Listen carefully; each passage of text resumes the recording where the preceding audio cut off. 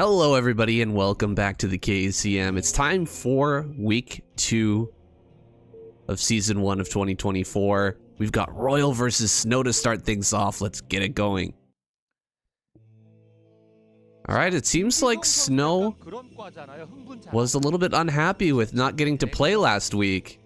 He's going to be sent out first here versus Royal. It should be an awesome game. Cross map position on Polypod with these two players. We are spoiled right now, Shun. Ooh, if we see a 12 Nexus as well, I think we're going to see a pretty fireworks display of a game right now. That could be a really tough hole to dig yourself out of as a Terran player. Just from the initial map opener, if your opponent is cross map, goes for that Nexus first. Got an uphill battle just from the coin flip of the openers here, and Snow gonna send out a pylon on high ground here. You think this is gonna be a Nexus first or not? No, with the pylon there, it makes me think he's gonna put the gateway on the low ground and put a little bit of pressure. Yeah, that could be the case, and putting on that pressure is gonna be a lot harder with this cross map. So the coin flip build here not going into Snow's favor. It looks like he's not going to be going... Oh, he's actually putting that on the high ground. Okay, I was expecting the low ground as well, but puts that on the high ground. And is he going to hit the gas here, or is he just going to make a zealot and go for a Nexus? Yeah, it's a little bit unfortunate here for Snow so far.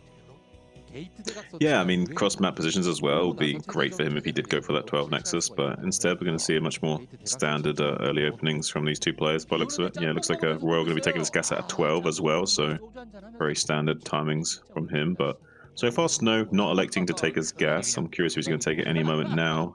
If not, we might be seeing a very cheeky, fast Nexus play coming out of him. Yeah, he's scouted cross map, and as soon as he sees that the Terran player is cross map, he's probably just going to throw down that Nexus. Also, important to mention, Royal saw the tail end of that probe coming in, and the direction it was coming from tipped him off to the fact that Snow is down here in the bottom right, so he's going to get that scout off right away. And interestingly enough, after scouting that gas timing from Royal, decided to take his own gas rather than go for that fast Nexus play, so he wants to get his own tech online after seeing Royal's decision not to go for a bunker expand. Ooh, just barely gonna save that. Royal getting the repair there in time and setting up a nice little Sim City here on the top of the ramp. As first Marine out, he should have the second Marine and the third Marine on the way before that Zealot arrives, so I doubt this Zealot gonna deal any damage here to Royal. Yeah, it doesn't look like it's going to get much done, but so far this little trade between the SCV and probe has been kind of interesting because he's getting that probe so low. One more hit from the fusing cutter on that SCV would have taken that probe out. Why is he going to be retreating that probe to the main base? Is Snow, as the SCV also wisely backs away. It's very on low HP right now, and the other probes coming in to intercept. Only 3 hits left on this SCV, and 1 shot, just 2 remaining. Oh, he's going to get it! Wow, he gets away there. That was really, really close. Had the moving shot for a couple seconds, but a good dodge out by Royal. He's going to keep that SCV alive for now. What can he get with this SCV, though? Will he be able to get any more information, or is he just going to be on a mission to get home? Oh, he gets it. Wait a second. How did he catch that? Yeah, He's using all the manual pathing there, yeah.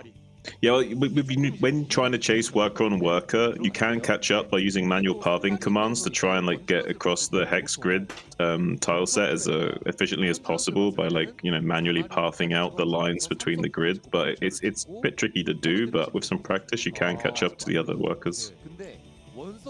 Well, he gets that SCV. I don't think it was had much of a hope of getting in for any more information anyway, but maybe it was going to get home there. Now Royal has his Vulture expand rolling here. With the command center coming up, he should have a tank on the way, and a bunker might be coming down here pretty soon, or is he going to skip that in this situation? Is it possible to skip that? With cross map, he might try skipping the bunker, but I think it's safer just to make the bunker anyway. He's going to have to, I think, anyway. But yeah, when you're cross map, I guess you can get away with a little bit. So we can just buy time with this initial 3 Marine and Vulture that's coming out if there was kind of some pressure on him. right now we see that the goons are kind of back on the Protoss side of the map. So once he sees this and confirms that this is exactly what Snow's doing, he might be even wanting to delay this bunker further. So we might not see the bunker go down for quite some time, if at all. Right, with the bunker, you do feel very, very safe, but that extra 100 minerals can come in handy here in the early game. Getting these factories out just that little bit faster, maybe getting into a scanner, you know, getting that academy out a little bit earlier. All of these things help, and Royal going to be skipping that for now and getting mines out here on the map. He'll know exactly when Snow starts to push across the map and when he actually needs additional defenses. That bunker not going to come down for now. Just sitting here with 3 Marines and a tank. And what's the game plan here from Royal? What are we seeing out of him? Well, so far we've just seen 2 factories, nothing too special. I don't think he's not elected to put down that fast starport, so I don't think it's going to be any kind of like vulture drop play. So I imagine he's going to go for either a very fast CC timing to get this greedy third to kind of counter the fast third from the Protoss player, or he's going to go into some crazy like 5-6 factory kind of play. Ooh, so going down his engineering bay at 6 minutes, so far, nothing too crazy. So far, he's seeming pretty standard, but I'm having a feeling that maybe it's going to be a fast third or like a 5-6 factory push. This is interesting. He spotted the observer coming across, and he's hiding his tanks and vultures here. Well, he catches the tail end of that vulture, but that doesn't really tip Snow off too much. He doesn't really know where these tanks are. Royal playing an interesting mind game here by hiding his tanks out on the map, making it seem to Snow that, you know, there's nothing back at home. Is going to start to ring alarm bells here, and he's going to be wondering where all those units are as he pushes out here to clear out some mines. Royal's going to get into a pretty decent position. Maybe he has siege mode right now and wants to, you know, push up towards this high ground, kind of contest this third base. This is a bit of a different push from what we regularly see, but Royal going to try and hit this right now. Does he have enough at the moment though? And this is going to be a little bit rough, trying to get these mines out here in the front. Just going to dive directly on the tank. One tank goes down immediately. I feel like this attack has already kind of failed here. Going to lose the second tank. He gets another tank. He could just pick off this one more tank here. He would easily hold this attack. And yeah, he is going to push everything back. Where's that observer? Okay, here it is. Clears everything out. Man, kind of an ill-conceived attack here from Royal. He almost lost every tank. Yeah, I would say that's like the second worst case scenario from him. The fact that the other tank didn't die is about the only saving grace from that entire skirmish there. Pretty much everything went wrong for him there.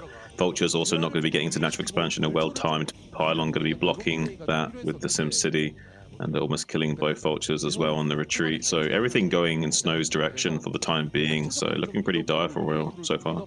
Ugh, this is rough right now, because you know that earlier third base timing that you were thinking might be coming here, that's just no longer a possibility for Royal. He has to play extremely safe here, weather the storm that's coming his way. The Reaver going to be coming across the map here soon, and after that, I mean, it's still going to be an uphill battle to try and take the third. It seems like his follow-up is going to be the sort of 5 factory method that I was also talking about might be a possibility, and going all the way up to 5-6 factories to put on some pressure. And it seems like he wants to go in line with that way of thinking now, but it might be a little bit too little too late. I don't know if he's going to have enough gas in the tank required to really punish Snow anymore. We might just see him have a little bit of desperation play, just fighting for his own high ground to get his third online. I think that's going to be the case, and it's going to be so tough now with Snow having this Reaver out here. He's playing very defensively with the Reaver to start, but now that he's coming across the map here, clearing out the mines and, you know, getting the Dragoons into position, once he takes the high ground from Royal, it's going to be just terrible to try and take it back here from this Protoss. Yeah, I'm not really liking Royal's position right now. I mean, I'm willing to be proven wrong about that, but so far, especially with the Observer just parked in the main base, and Snow sees everything right now. He knows the timings of Royal's factories. He knows exactly how much units he can have at what time. So that really, it's kind of Snow's game to throw away at the moment. He's not necessarily like in a huge lead by any stretch of the word. He's only currently like 15 supply ahead, and he has got these 4th base coming online soon. And you know, he's got forges on the way. He's going to be going into his tech now. He's going to be throwing down Stargates and getting either observers or carriers. So He's going to do either of those things because he's cross map as well. So he's basically got every possibility in his pocket to choose from, whereas Royal's kind of railroaded into playing a few select ways. Almost taking out that shuttle though with those Terran boosted upgraded Goliaths. Yeah, just Snow is so scary, man. I know what you're saying, that he's not like crazy far ahead right now, but any advantage on the side of Snow, it just feels so insurmountable because he is just such a powerful Protoss player. He's going to be adding on all these gateways. He's going to have that production ready. He's still... he almost lost the shuttle, but he still got it alive here. It is on low HP, so maybe Royal can come out and, you know, snipe that shuttle, kill that Reaver, and potentially get out here on his third. But this is not the way to do it. He's going to get the shuttle, and he does get the Reaver. Okay, but he loses all of the Goliaths. And there's still quite a few Dragoons here. We've got some Zealots as well. Looks like he will push forward and take the high ground, but I don't think that Royal's going to be satisfied just taking the high ground here. I think he wants to go across the map. Yeah, he wants to go all the way right now. He's playing down some mines to cover his flanks as he pushes down to the southern threshold of the map. He wants to go all the way down to try and lay siege to both the rally point and the 6 o'clock simultaneously, but Snow's not going to let that happen. He's trying to slow him down. Beautiful scab shots with these Reavers are finding connections, but wisely Royal pulling those tanks away and forcing them to not do any critical damage to those tanks. Instead, going to be running away with his tail between his legs with just some low HP tanks to show for that skirmish. And meanwhile, Snow in hot pursuit right now, clearing out the mines in the center of the map, trying to take away any map control away from Royal and maybe try and outmaneuver him in the process. Yeah, Snow's got an observer just parked on top of this this army here, following the movements perfectly, and it sure sucks to have no information about where your opponent's army is, and he knows exactly where yours is. There's the Reaver shot, killing off another tank. This Reaver getting kind of stuck here. Will finally retreat. Oh, a mine actually picks off the Reaver. That's pretty good. Maybe Royal can hold his third here now. Yeah, I mean, if Royal can just get this third up and going, then we're talking. Then he's got enough fuel in the tank that will be required going forward. But right now, I still don't quite like his position. We see Snow getting the bottom left quadrant of the map set up. He can either set up more gateways down there. He's switching to carriers right now, but Royal sees that dropship in the main base with a siege tank and 2 vultures, maybe doing heavy damage to his probe line. A couple of probes going down already to these vultures, whereas a lot of mines get laid outside of these gateways. Desperately trying to get some damage done is Royal now to try and disrupt the economy of Snow. At the very least, denying this mining in the bottom right and frustrating him for the time being is pretty good damage so far for just a small investment of 1 dropship in a few units. Yeah, not bad. Hey, I mean, that's something anyway. Looks like this mine's going to connect as well, kill off that Dragoon, so Zealots here without speed aren't going to be able to deal with that. Maybe this last Zealot will get that. Dropship gonna pick up. Oh, can he actually save this dropship? He does get the dropship out. Oh, there's the Dragoons and the follow-up. That will be picked off. So he loses the tank as well. It's not looking as good of a trade anymore with that tank and dropship being picked off as well. Yeah, but the supplies are kind of starting to become more dead even. Snow only currently ahead 137 to 130 supply of Royal, so not too far behind is Royal in this matchup for the time being. Is just barely getting this third base on live, which is the lifeline that he needs in this game. But now he knows the carrier tech is on the way. So he knows he's got about a 3-minute window before these carriers start to become a real problem for him. And he needs to basically try and get a 4th base online and get as many factories, as many Goliaths churned out as possible in the next few minutes of the game. We see him now taking the 12 o'clock position wisely. He needs that extra gas available to him to pump out the kind of count of Goliaths he needs to fight against someone of Snow's caliber. Yeah, this is this is going to be a real slog here for Royal, even if he gets the 4th base up and operational, and you know, he gets his SCVs over there and he's not harassed at that location. It's going to be very tough for him to fight this carrier force that's coming out. He has no way to put on pressure to actually attack this player right now, aside from just doing little vulture raids like this. And Snow's going to take more and more bases. He's going to have so much income here to build interceptors. He could even add on more Stargates here if he wants to. Royal is actually pulling the trigger right now. Even before 160 supply, he's going to try and come out right now. He saw that the Reaver was down in the bottom left, but now the Reavers are back over here for the defense, and they're just going to be parked barely out of range of these tanks, slowing everything down. Yeah, Royal's got 2-1 upgrades currently online, so there's a bit of a power spike for him right now as he makes his way into the center of the map, slowly encroaching on this center position of Snow. He has these 2 Reavers slowing down the advance of Royal, but Royal's not going to make any haphazard mistakes. He's very slowly positioning himself ever so gradually and gracefully towards the center, trying to choke Snow out of this position and force him to retreat so he can then make his way towards the southeastern quadrant of the map and try and squeeze out this rally point just before the carriers start to become relevant. But so far, Reaver's doing a good job of peppering these tanks with Scarabs along the way, trying to soften up this army. Currently, both supplies in dead even, though kind of favoring the Terran in this position. Can Royal get down here into this pocket of the map before these carriers become relevant soon? Ooh, Snow is lacking on his macro just a little bit right now. He has the money to pump out a lot more gateway units, and he's going around with one army here. It looks like he's going to go for a counterattack and hope that his carriers come online before this tank army really starts to deal some damage.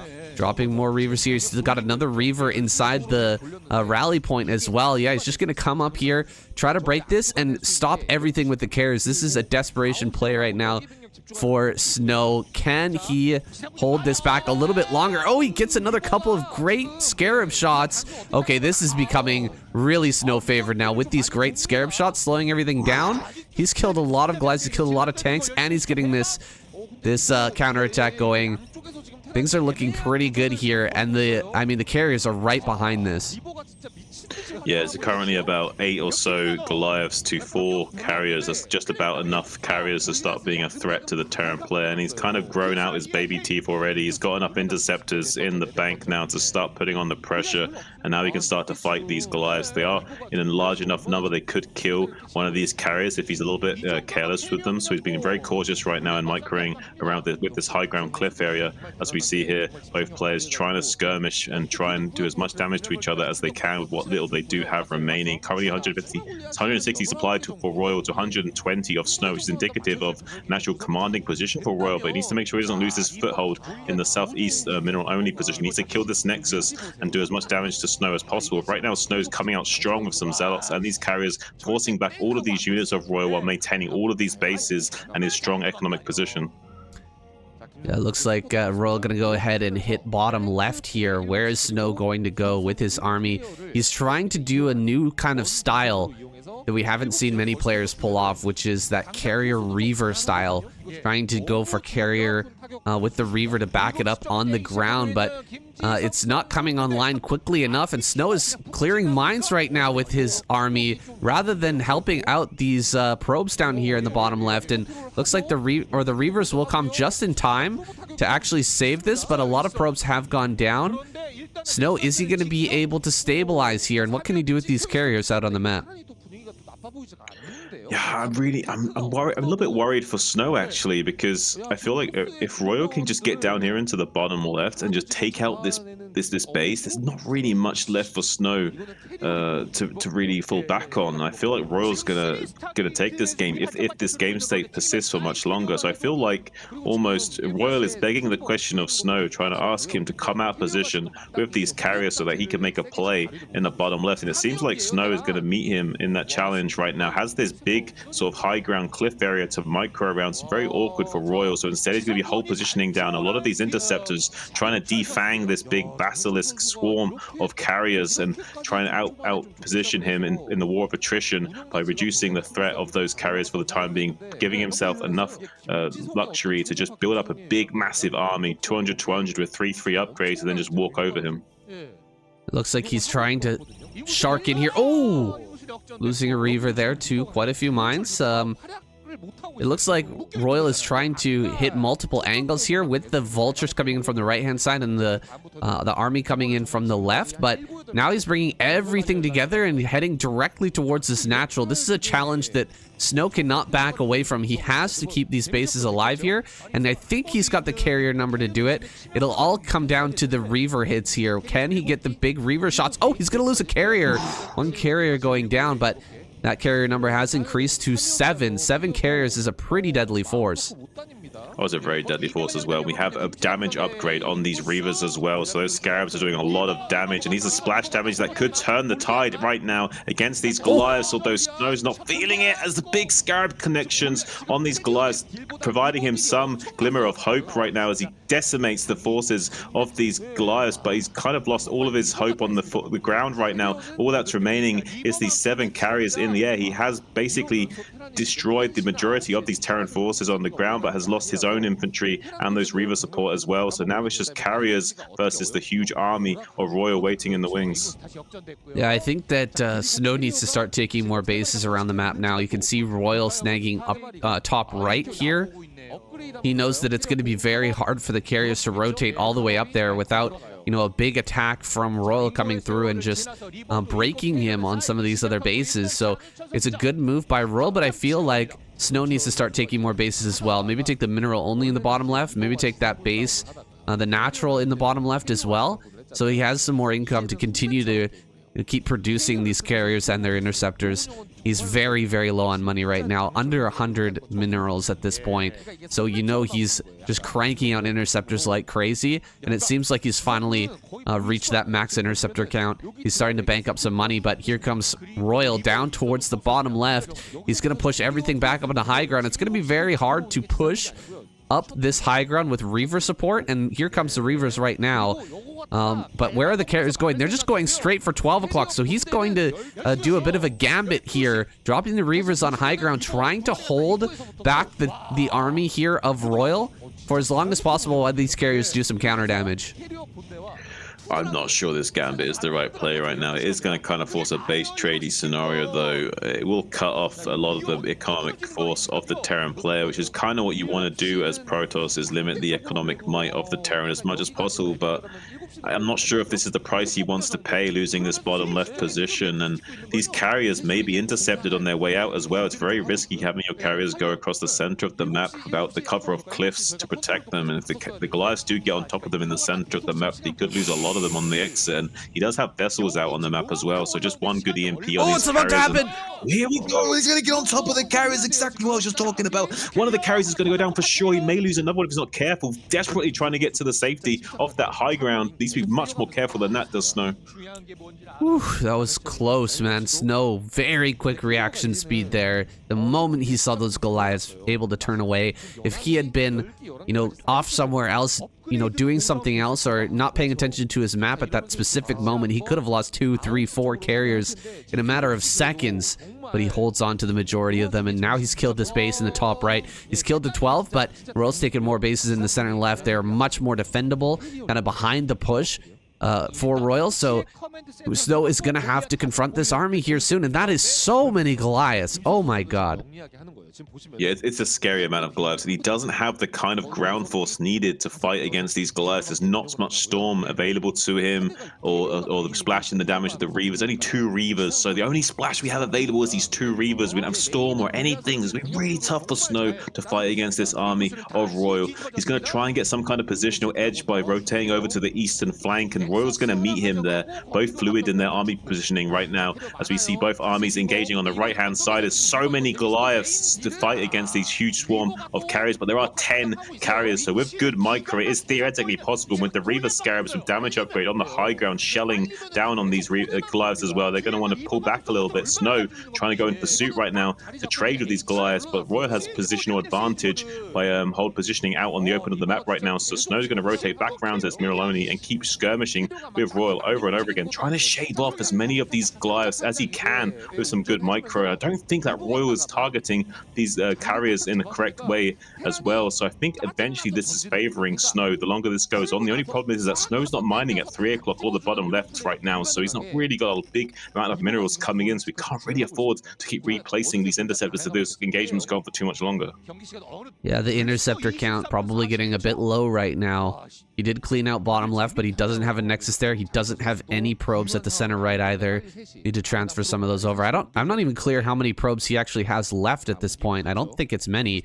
Looks like he's sending a bunch of probes into the main. Oh yeah, there's still a little bit of minerals there, so he's gonna start mining at that location for a little bit. All the carriers coming up here. This is such a funny looking force with the 2 Reavers and all these carriers. Can he push through? Can he utilize the Reavers here perfectly? Looks like he's gonna immediately gun down the shuttle. So running forward, gunning down that shuttle is a big move right now. Snow cannot move these Reavers at all. He's gonna have to stand and fight, but he's taking this fight on the high ground. He's killing off the command center. Oh man, Snow kills that command center. Where else is left to mine for Royal? I guess it's just 12 o'clock right now. Another carrier coming up here. This is such a big force. 11 carriers pushing everything back, and those slow crawling Reavers moving forward here. They're gonna start to get their splash damage onto these big groups of Reavers, or big groups of Goliaths here. Targeting down the Goliaths, though, he's gonna try and get rid of them as quickly as possible. He realizes that they are the splash damage that's dealing with his Goliaths, but there's no more tanks left, and there's still 1 Reaver, and there's still more Dragoons. He's gonna get 1 carrier, but that is it. Royal gets shoved back. An overwhelming victory here for Snow in that last fight. Damn.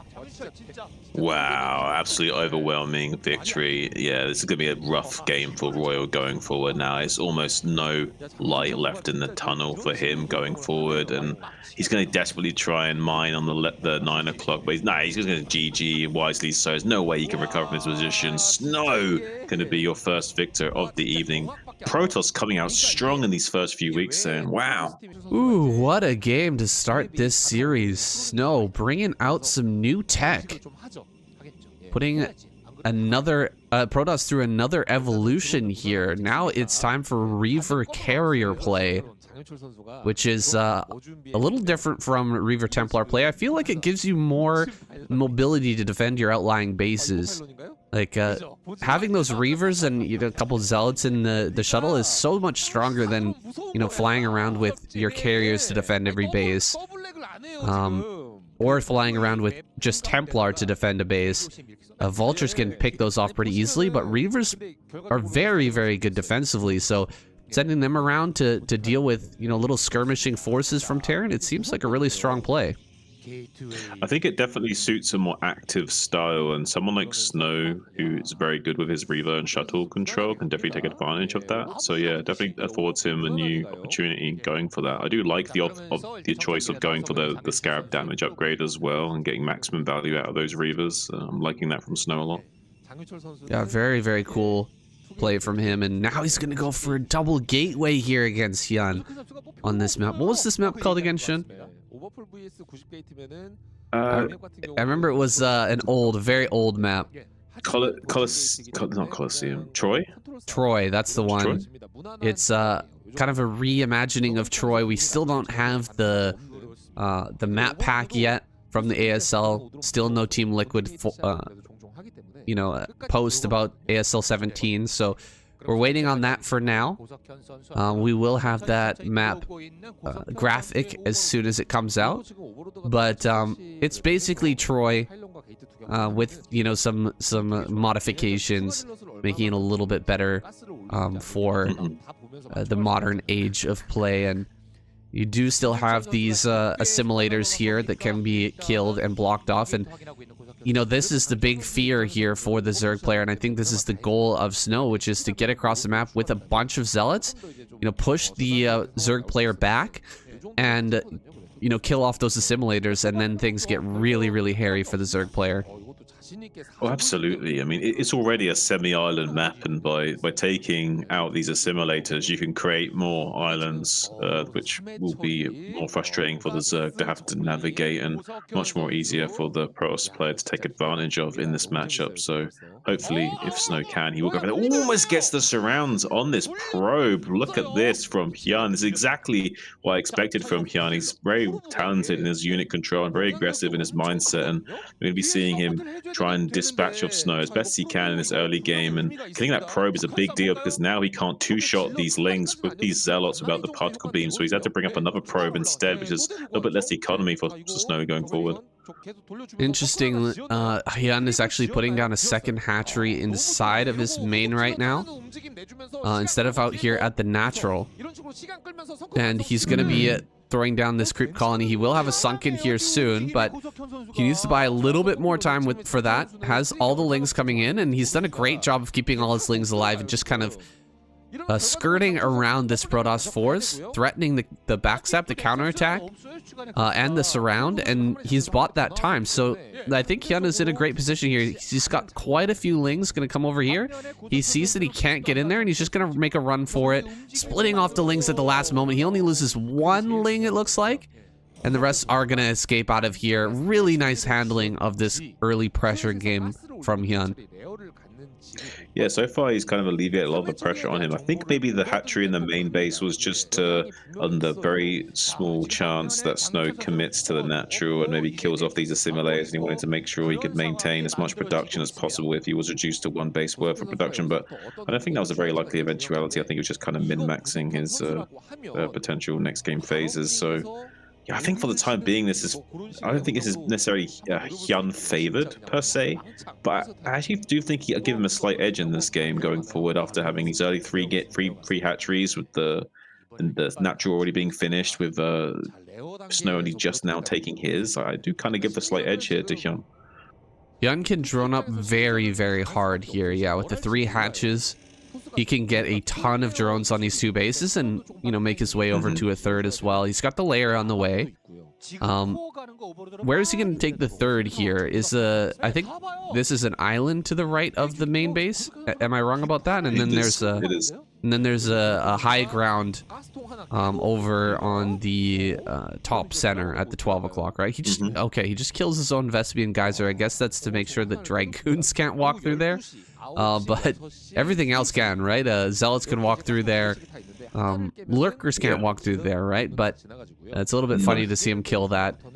It makes it a lot easier for Snow to snipe that and make his base an island if he wants to later on, though. Yeah, I mean, I really doubt Hyun will want to make that an island, but Snow could snipe that and make it an island, which would be a little bit annoying for Hyun to have to deal with, so you might be seeing that transpire later on. We see a spy going down before 3rd base, which I think is a wise choice for him. Overlord is in the main base, getting some scouting information, and another one checking the natural expansion. Sees no +1 timing from Snow, interestingly enough, so wonder how that will adapt him to this current situation, if he will decide to go for maybe straight into Mutalisks or not. A lot of Sunkens here.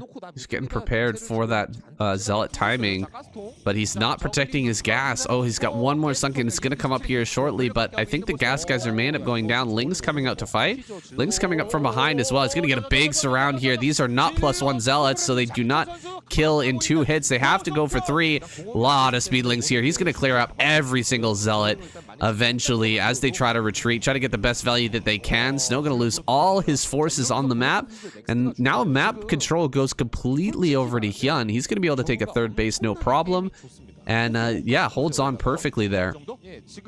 Wow, this is a beautiful game from Hyun. I have a feeling like he's just going to absolutely destroy Snow in this game. I don't think Snow's going to be able to hold on. He can just run in here with the Zerglings and take out these cannons. He's got to pull probes desperately. Yeah, he's going to just pull probes. He knows that if Hyun wanted to, he could just come in here and end him now. Instead, I think Hyun's just kind of playing with his food a little bit, just to pull the probes off the line, deny some mining time. He knows that right now Snow is strapped for cash, and he needs to pro down cannons if he wants to have any hope of defending against this Muta threat that's going to be coming out soon. So if he hasn't got much resources available to him, he's not going to have the kind of amount of cannons that he needs to thwart the kind of Ogre Zerg style that's going to be coming out from Hyun any moment now, as he gets on top of this Corsair and wants to go all the way to the money bank and just start hammering down on these probes in the natural expansion, which aren't covered by cannons like they are in the main base.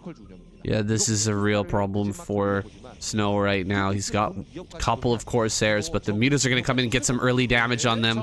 Looks like he pushes him back just slightly here. No cannons in the natural mineral line right now, just a couple at the front. He's going to end up losing this one with the Scourge there. He can't really contest this, so being forced back for now. Zealot's going to be forced back on the map. Hyun taking his 3rd base. It's a little bit of a later 3rd, but the fact that he's denying the natural from mining right now evens out that very, very nicely. And he's going to try and connect with some Scourge on these Corsairs. If he loses even a single Corsair, this is just going to get worse and worse and worse. Oof, yeah, Hyun knows the powerful position that he's in. I think one of the reasons why he's taking this natural in the top right, because he knows that he can guarantee a win from this position by having a free fourth base later on as well. If he does need to turtle up and play defensively for whatever reason, so he's both having the opportunity to win the game now with this Ogre Zerg play, and has the opportunity to go into a Turtle Zerg style as well to win the game from a passive macro-centric way of playing as well. So he's giving himself maximum win conditions here, and he's really going to try and put Snow to the test. Having a little bit of a hard time utilizing these Scourge here. It's very difficult to do this micro, but he should be keeping the Scourge underneath the Mutalisk so that he can pop them out at the last second and throw them at the Scourge or at the Corsairs. But you know, Snow just doing that dance a little bit better, so maybe we will have to see the Turtle Zerg come out here. I don't think he's going to get the win quickly with this, just not able to micro that at the highest level, seems like. So he is going to pull back away. Still has a lot of Scourge ready in case his Corsairs come out en masse to try and harass his Overlords, but I just don't think he's going to be able to dive over top of this and actually win this fight. Zealots moving out on the map. There's still a lot of Lings here, though. And look at this. He's even going to kill this this assimilator on the side. Whoa, look at all these Overlords. Wait a second. Hyun kind of throwing a little bit here. He's going to lose a ton of Overlords right now. Like 4, 5, 6 Overlords going to go down, and now he's going to take this fight with the Corsairs. Here comes the Scourge. Big wave of Scourge here, but they all just evaporate. Oh man, Snow is just wrecking him right now. 62 supply over 38. Brutal supply block here. He's just gonna sit over top of the eggs, wait for the Overlords to pop. Snow gonna stop him from making anything for quite some time. I think Snow's done it. I think he's actually. I think he's just checkmated him. I don't think he can actually stabilize the position anymore. I think Hyun is going to really have a hard time of it in producing enough Overlords to be able to produce units again. And Snow's going to be able to get on top of these Mutalisks soon and destroy them as well. He killed so many Scourge for free. Hyun in a full desperation mode here, trying to shark around and pull the Corsairs away from these hatcheries so they can't just gun down the Overlords as they spawn. He's killing more Overlords, just barely not quite supply blocking Hyun, though he made so many Overlords in the top left corner of the map, which now the Corsairs are currently on their way to. They will be intercepted by these Scourge and Muta if they're not careful, but so far there's so many of them that they could just gun down the Scourge effortlessly the whole position when they do come in with a +1 upgrade on the neutron flares as well. As you can see how quickly these Scourge are dying to these Corsairs. They're such a big threat right now. I don't know if Hyun can stabilize here soon. Oh, this is brutal. I think Hyun rolling over, showing his underbelly a little bit here, showing his weak spot is clearly his Scourge Mutalisk micro. Coming in now with all the Mutas. He's going to try and connect with as many Scourge as he can while the Mutas are, you know, running interference here, but it looks like the Corsairs just annihilating regardless here. That was so many Corsairs. I think only like 1 or 2 went down. All the Scourge gonna die once again. 11 Corsairs here now. Just gonna push through, kill every single Overlord. It's time for a tap out. Hyun has no way of coming back in this game.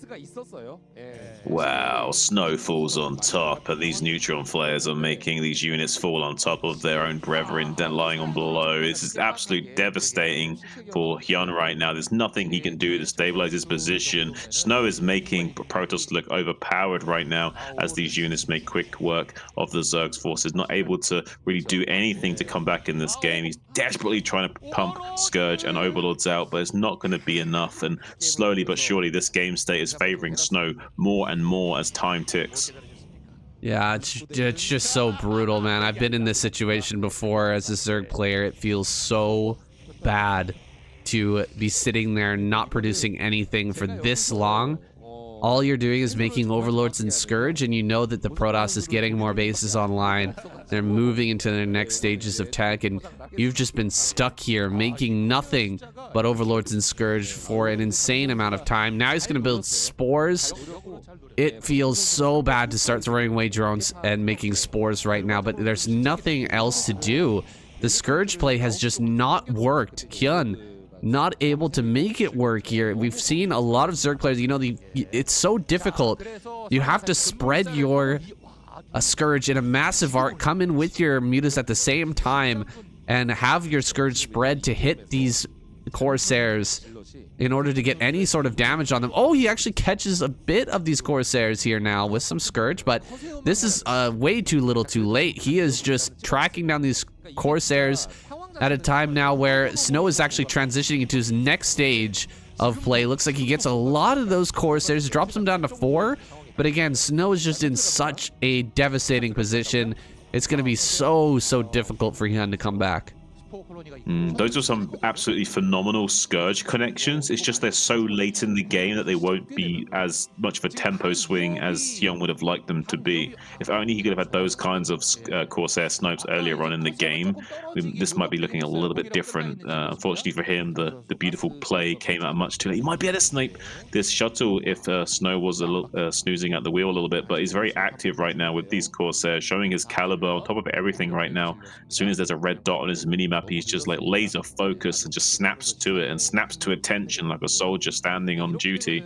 And he's very tentative as he goes about this game state right now, with the shuttle making its way to the northeastern quadrant right now, trying to do as much damage to the infrastructure of Hyun as he can now that the Corsair threat has kind of been mitigated. Yeah, 4 Zealots going to make their way up here to the top right. There's nothing in position to help this defense here for Hyun. He's going to lose drone. No, managed to save that before. Zealots does kill a hatchery kind of remarkably fast. More Zealots are going to get loaded up as well, it looks like.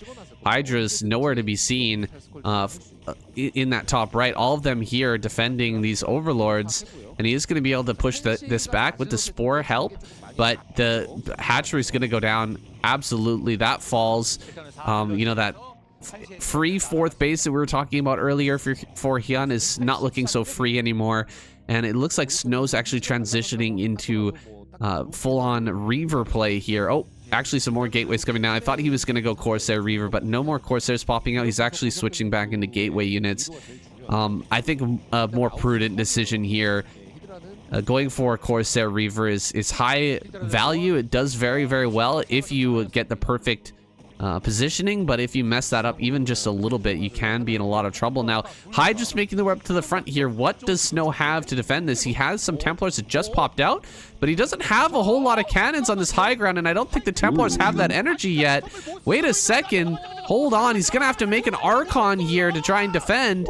Snow, is he actually going to fall apart here? The 11th hour, the very end of this game, he's actually going to end up losing to this? Okay, he's got 2 Dark Templars to fight, and he's stopping the Overlords from making their way forward, so maybe he can hold on for a little bit longer.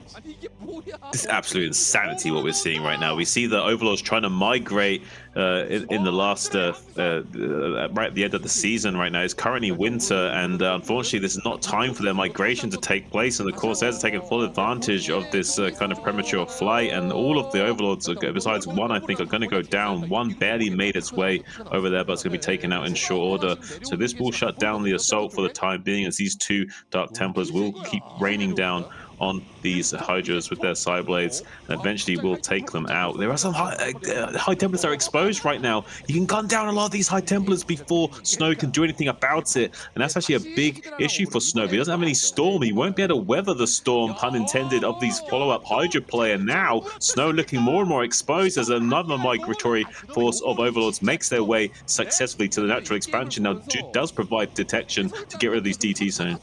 What are we seeing right now, Shun? He actually came out with those High Templars kind of in an insane way there. Why did he try to break that and hold the high ground? He could have just held from behind the assimilators there, but now Hydras are in the base, destroying everything. He's going to try and kill every single Overlord here. If he can get all the Overlords, maybe the DTs can reign supreme, but a lot of the DTs have already gone down. There's the last Overlord falling. There's only 1 DT left, though, and the Templar popping out are just fodder here for these Hydras, picking them off immediately.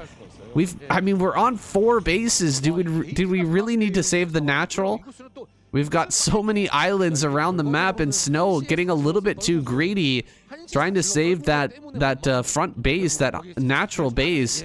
Might end up losing this game. However, he is just holding on, and Hyun has not retaken that 4th base. He's just retaking it now, and he's still sending Hydras in here to try and break this. Do we have a storm? I don't see one. A lot of Zealots, though. A couple of DTs. I think he's still going to hold on inside the main now, although it was very close there for quite some time. Yeah, there is still 8 Corsairs sharking around as well, so he needs to be very careful with these Overlords. As soon as he goes in with his infantry, the Corsairs can just dive in and make short work of the Overlords. So Hyun does need to be very cautious in how he engages and allows Snow to engage with him, as we can see him retreating back to get himself some space right now. Snow in hot pursuit with these Zealots. He has 2 storms available to him as well, so a nice wide arc going to be preventing too much damage from those storms, but it does get taken out by one of them, and so instead now we see all of those Overlords being mowed down by Snow every time that Hyun is pulled out of position just a little bit. So just one storm used by Snow, already so much damage has been done to the Zerg. He has to be so cautious in how he engages with Snow at the time being. Overlord's coming in for a drop. He's got about 8 Hydras in here. Can he get them all out? Looks like he will get almost all of them out. 6 Hydras do pop. He will get the photon cannon. He will start to kill all of these probes. So a great drop here from our Zerg player. Counter drop from Snow going to come down here and vote for Zealots. Might be enough to take out these Hydras if there's not very good macro or micro from Hyun. Okay, there's a DT in there as well. Yeah, he definitely clears that out.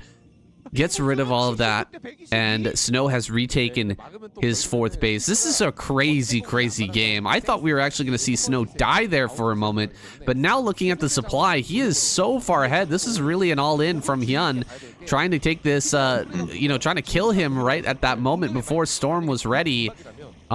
And not really, preparing for the late game. He is going into Lurker now. Maybe that buys him enough time to, get that 4th base operational. But, I mean, he doesn't have any drones up there right now. He's got hardly any supply. And his drone count is very, very low, I feel. Yeah, I would have loved to have seen this Lurker switch much earlier on, because he has not been really utilizing his gas for quite some time. Even after making all these Lurkers, he still has 1,600 gas in the bank, and you really do need to get some kind of a utilization to help deal with these big clumps of Zealots, and going Lurkers is just the ticket you need to do that kind of thing. So now finally going to be seeing this Lurker play to kind of squeeze the Protoss out of these positions, set up these contains, maybe even do some Lurker drops on these mineral lines to siphon off a lot of the economy of Snow in the process as well. So maybe Hyun can find something here. But he's gonna, where's the Lurker drop at 9? Trying to get these probes over here, slightly out of range of the cannons right now. So trying to be a little bit cheeky with these kind of plays and shut down the mining on the 9 o'clock base, which is a nice little win here for Hyun for the time being. Yeah, this is a beautiful play from Hyun, getting these Lurker drops going. We know that there's no observatory just yet, so getting over here on top of these mineral lines as well is going to be so good. Killing off this cannon, killing these Zealots, getting a bunch of probes. There's the observer finally popping out here, so he will stabilize. But this is quite the big interruption, and it should buy that time that Hyun needs to actually get his next bases operational. Oh, he's going for another drop here. That's a lot of Overlords that are going to go down. But he will end up killing all of the Zealots here, and with more Lurkers coming in, he's going to break this base. Oh my god, Hyun getting super scrappy here. These storms looks like they might be able to kill all of the Lurkers. They're on the low ground, but I think the Hydras will be able to kill the Nexus here, dropping Snow back down onto 3 bases. This is getting really wild. This game is crazy. Man, I'm loving the warrior spirit of Hyun in this game right now. Not being deterred from this earlier issue, not being like squashed down by Snow's efforts of supply blocking him endlessly, and actually fighting back with as much passion and as much scrappiness that's required, kind of like the kick in the balls kind of attitude, just to any way he can to make sure he claws his way back into this game. Full on desperation mode, finally putting himself into a playable position. Now he's trying to dart his way forward with these Hydras, seeing if he can snipe off some of these key units. If he can get some of these high Templars and force out storms, it will take a lot of the wind out of the sails of the Protoss army, and he's forcing a lot of storms and killing a couple of these high Templars, and as well as sniping some of these Zealots for his efforts as well. So keeping the force of Snow slightly under control for the time being. 120 supply for Snow to 110 of Hyun, which is kind of slightly favoring the Zerg in his current position. It has a nice little Lurker contain as well as denying this 4th base going up as well. This DT. This DT in the top right can get so he notices though. He's not going to lose too many drones. Wow, that's so good for Hyun. Actually, he saves those drones. I thought he was going to lose every drone here in the top right. 17 kill DT has been an absolute psychopath, mass murderer here in the top right-hand corner, but it looks like his reign has just about come to an end. The Overlord is tracking him now, and the Hydra should be coming soon to finish this DT off and get the drones back to work. Hyun, he's done a great job holding back Snow right now, but Snow is going to be just scrapping with this army over and over again, and oh man, he loses all those Scourge again. The Overlords in the top right are not safe here. Gonna lose this Overlord, and the DT will be able to come back in again. That serial killer DT up there just doing so much damage. Oh, he actually gets all the Corsair. Very big moment here.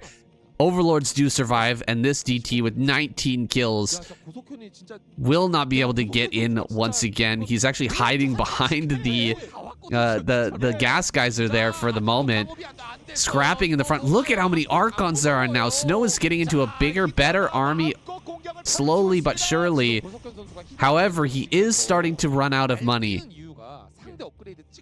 I actually think these Archons are indicative of Hyun's efforts of harassing so much at the front lines with these Hydras, forcing the depletion of the energy of these High Templars, and then they're merging into these Archons. So, oh, and Scourge coming in as well, trying to desperately snipe these observers, preventing Snow from being able to break out. But for the time being, manages to maintain the survivability of that observer to keep the possibility of breaking out alive. But so far, Hyun tried to come into this position and squeeze him out. Huge force of Hydra Lurkerling now coming, surging forward to this ramp position now, trying to squish as many of these units before they can get back to the safety of the high ground as possible and reset up this lurking contain, once again pushing Snow back and forcing him to this sort of two-base economy scenario, which is not going to favor him any longer, saying he's about to be mined out.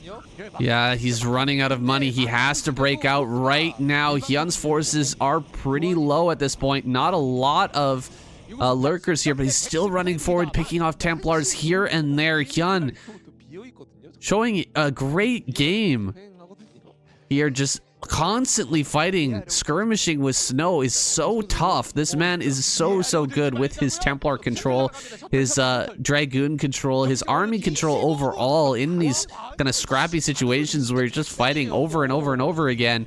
He's got that right clicked on the shuttle. Will lose the Overlord, unfortunately, but you know, keeping an eye on those drops as they're coming in, making sure he doesn't lose any more drones to like a stray Templar drop or anything like that. And now he's loading up. Where is he going with this drop? He's going to try and break the center left. This will give Snow the opportunity to bust out, but he's going to lose this base, I think. Yeah, if he uses this base, this is like only mineral income after this natural is about to become mined out. So a really weird situation to be in. There's enough Hydras here to break these three cannons, providing the probes don't come off the line prematurely. He is getting on top of this lurker contain though. Here comes the probes off the line, but it's not quite quick enough. They can't get the surface area required to deny the Hydras killing those cannons almost instantly. It's far too much incoming DPS, so Snow will probably lose this base at 9 o'clock. We'll break out, but we'll have a tiny trickle of economy to finish the game with, and as long as Hyun can just turtle on these high ground positions, he will essentially win the game. But I think that Snow might just barely have enough to do it. There's not really a lot of defenders up here in the top right. There's not really any lurkers either, so it's going to be actually a little bit tough defense for Hyun to be able to manage here. Oh man, he could kill his assimilators, but he hasn't done it yet. Oh no, he's gonna break up here, making some lurkers on this high ground, trying to kill this this Archon here. Will he back up and kill the assimilators? I don't think he's gonna be able to. Maybe he makes an egg. Maybe make an egg in the wall in there. He's gonna make a couple of eggs. He does hold this wall for now, but this is just so crazy, man.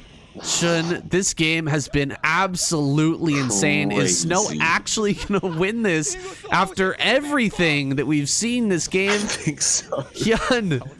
Oh man, that drop into the center left. Why did he have to do it?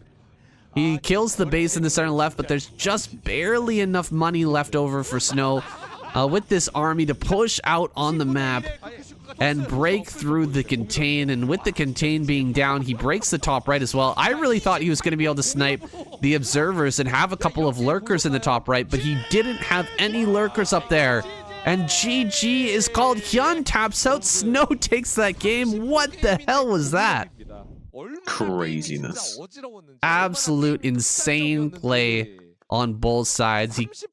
I don't know who we're clapping for right now. We're clapping for both players. That was a crazy, crazy game.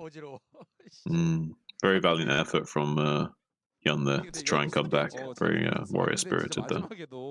I mean, he had a great opener, right? He dealt with the two gateway play very well, but yeah, he did end up getting in a really rough position with all the overlords going down. He still almost did it, but there's so much to talk about in that game. There's so many things that happened. Such a back and forth. An amazing game number 2, but jeez, Protoss just looking unstoppable, man. Crazy strength from the Protoss side coming out strong, yeah. All right, calming down from the craziness of game number 2. Wow, what an insane series, or what an insane game there. I tell you guys right now, that went straight into my best of 2024 folder. Absolute crazy game. And now we're going to be checking out this different map here. Not a crazy map, but a pretty new map called Radion, which is going to be part of the ASL map pool. It kind of looks to me like Broken Circuit, but if you haven't heard of that map before, it's like a remake of Circuit Breakers, except there are some high ground bases around the map instead of low ground bases. There are some like weird map features here that we were discussing though, during the break. Yeah, there's some weird stuff going on at 9 and 3. We're not sure what that is. Right.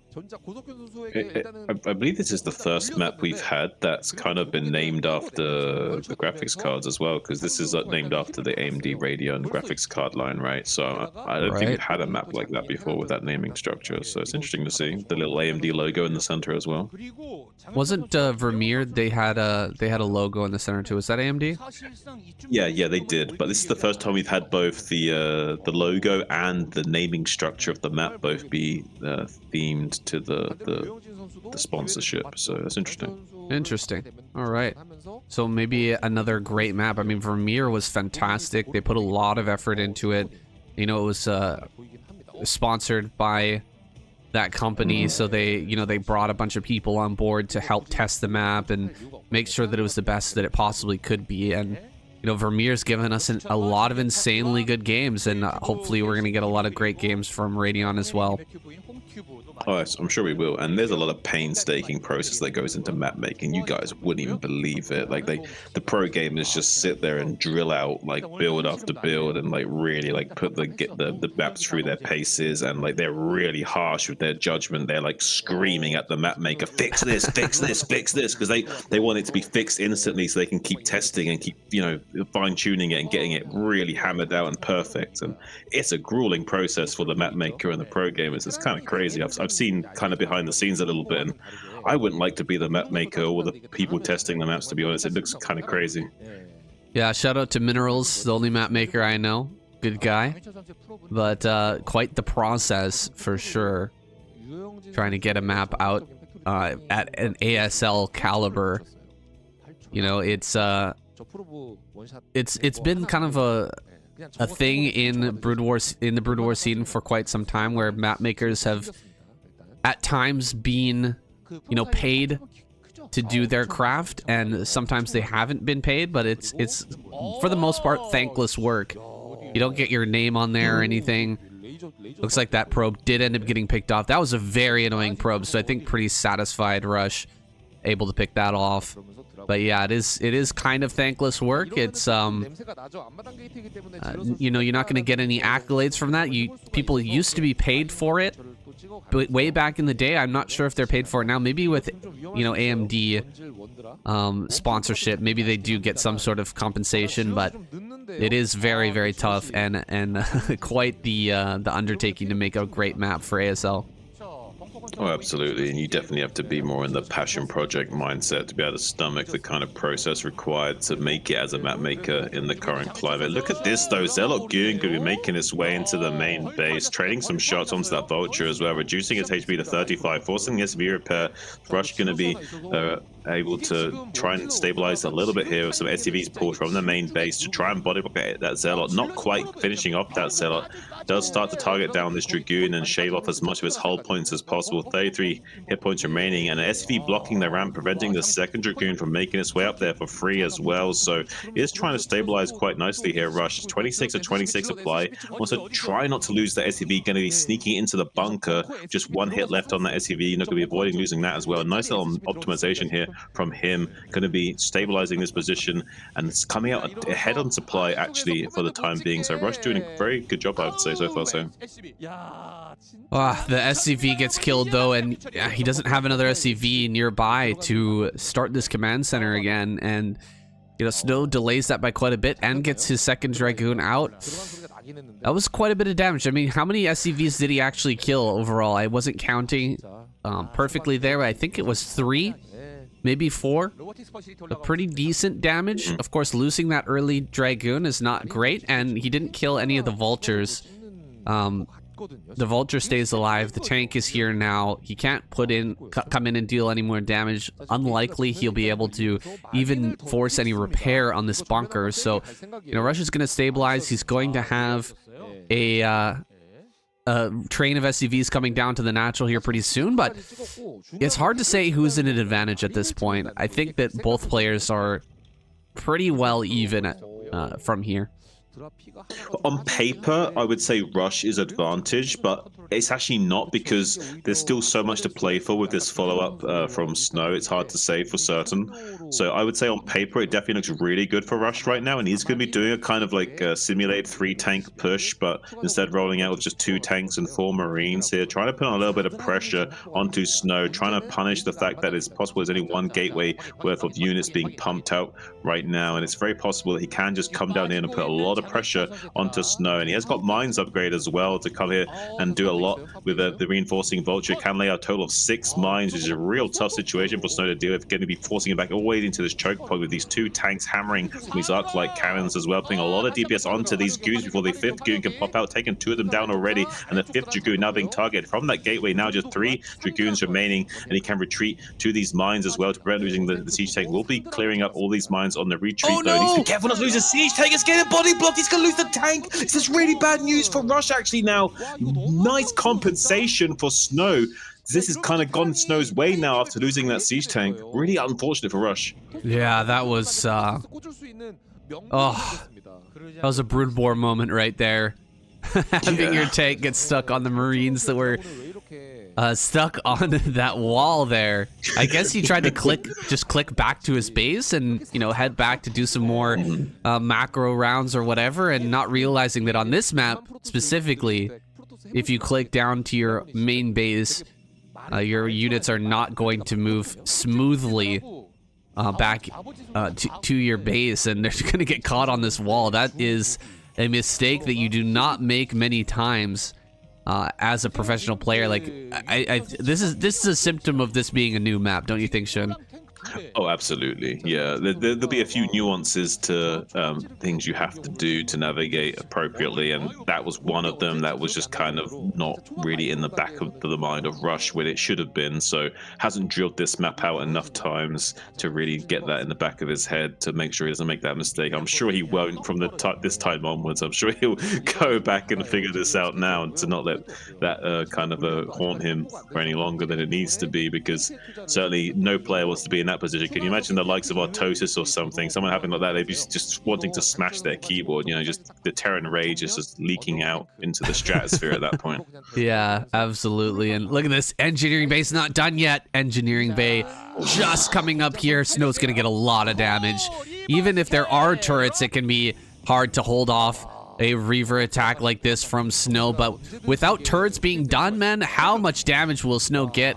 You can assume it's going to be a lot. He gets a tank. He's gonna kill off. I think this second tank as well. He probably stops this turret coming down. Gets another vulture. He's gonna stop this here turret from coming up. I think he's lost both of his zealots now. He might have one more zealot. Maybe SCV train coming back. Might end up getting picked off. No. Not able to get the shot on the SCV train, but he kills that turret once again, dealing quite a bit of damage here to start things off.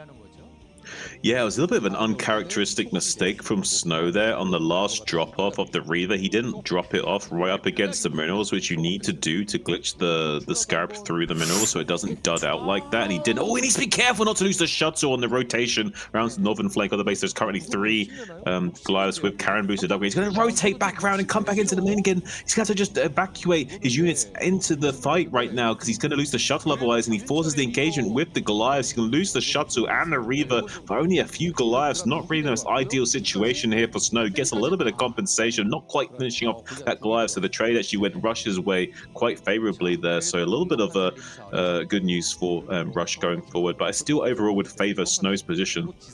Yeah, absolutely. Still favoring Snow here. That's a bit ballsy by Snow trying to fly in there against that many Goliaths with Charon boosters, but he's still managed to trade out okay. It's just that Rush has now got no pressure on him. He doesn't have anything to worry about in the air right now. He can set up those defenses. He's getting mines all around the outskirts of his base. He's getting those turrets set up. He can think about the next part of his build. He can kind of calmly take a breath here and decide what to do next without worrying constantly about a Reaver flying in and dealing damage to his SCV line. Seems like the decision is going to be going up to 5 factories worth of production and putting on the pressure here. Wants to be able to give himself opportunities and lines of attack to levy against Snow and prevent Snow from getting away from taking a 4th base, which we see him taking now in the top left natural, interestingly enough. Usually you see Protoss players going for the main base first and setting up these rally points, but instead we see Snow just wanting to take this very close 4th base to instead try and just get an early and a more easy defendable expansion online and operational, maybe not wanting to set up these second rally point anytime soon, and wanting just to survive the incoming waves of Terran onslaught. Ooh, here comes the Reaver, gonna get one big shot off. Really nice shot there. He targets the Reaver though. Reaver does go down, but there's no more vultures here to help out against the Zealot. And with the Zealot on top of the tanks, a lot of them are gonna end up going down, really reducing this tank count. And this kind of expeditionary force here in the front for Snow that's been kind of holding back Rush did its job. It really slowed this down. It killed the tank count. And although there's nothing really out on the map for Snow right now to push back these tanks, I think that with this next round, this next rally, and Zealot speed finishing up, he might be able to break through here. There's only 4 tanks. The 3rd base is coming up, but I don't know if Rush can hold on. There's quite a wide angle to come in here, and the shuttle coming forward as well. Oh my god, is Rush just gonna die right here, right now? Big shot with this Reaver landing on the Goliath. Tanks are going down en masse. There's not enough vultures. Again, not enough vultures here. The theme going on in this game right now, and Snow's gonna be able to back away with that shuttle and perhaps move over to the center right and take out that base. Wow, watching Snow play is like watching a Protoss Special Forces UMS map or something. The way he uses these strange combinations of units to dismantle Terran's positions is so interesting to watch. And now he's going to rotate into the main base and try and shut down some of the production here. He needs to be careful. It takes 1 mine hit on that Reaver, dropping it down to half HP. Can start to slow down the production of these factories, though. Currently trying to get up to 7 factories. It's Rush, desperate to get his production online, starting to target down this Reaver, but he's losing quite a few units for his efforts now. And so far though, I feel like Snow's just been in total domination of this game. 130 supply now to 86. Going to be coming into his 3rd base location as well, and shutting down the mining here, forcing the lift off, maybe taking a few of these SCVs out as well. I don't think he's going to get his command center, but it doesn't really matter as long as he can just disrupt this position and force Rush to come out here to defend this. He can then keep trading more and more army and keep the tank count low, and it's exactly what he's doing. He's going to get on top of all these tanks in. Yeah, the tanks are in a conga line here moving forward, and each one getting taken out in turn. And this is just so Snow, man. He always has a secondary plan. He's always got like a 1-2 punch coming. The drop into the main to draw the forces back sets up for the next attack coming into the 3rd base. And Rush is not able to keep up with Snow here, constantly on the back foot, constantly reacting to what Snow is doing, and Snow's just doing a better job overall of it, keeping on top of this Terran player. And now he's going to come in with another Reaver drop here, setting up for another attack over towards the 3rd. While he's doing this, going to drop these Reavers in the back. He could go after the supply depots that are stacked up here. He can go after the SCVs as well, if he so chooses. Gonna pick off more SCVs here. Probably get another tank as well. Oh my god, the damage is stacking up so big right now. One more shot from this Reaver will get onto this tank, it looks like. Oh, does dud in the end, but the shuttle might just get out. Oh my god, it just gets out. And the Reaver's still alive. Wait a second, I thought that was dead. 1 HP on that. Gets one more shot, but it gets blocked by the Goliath. Very lucky for Rush there. Not losing any more SCVs at this point.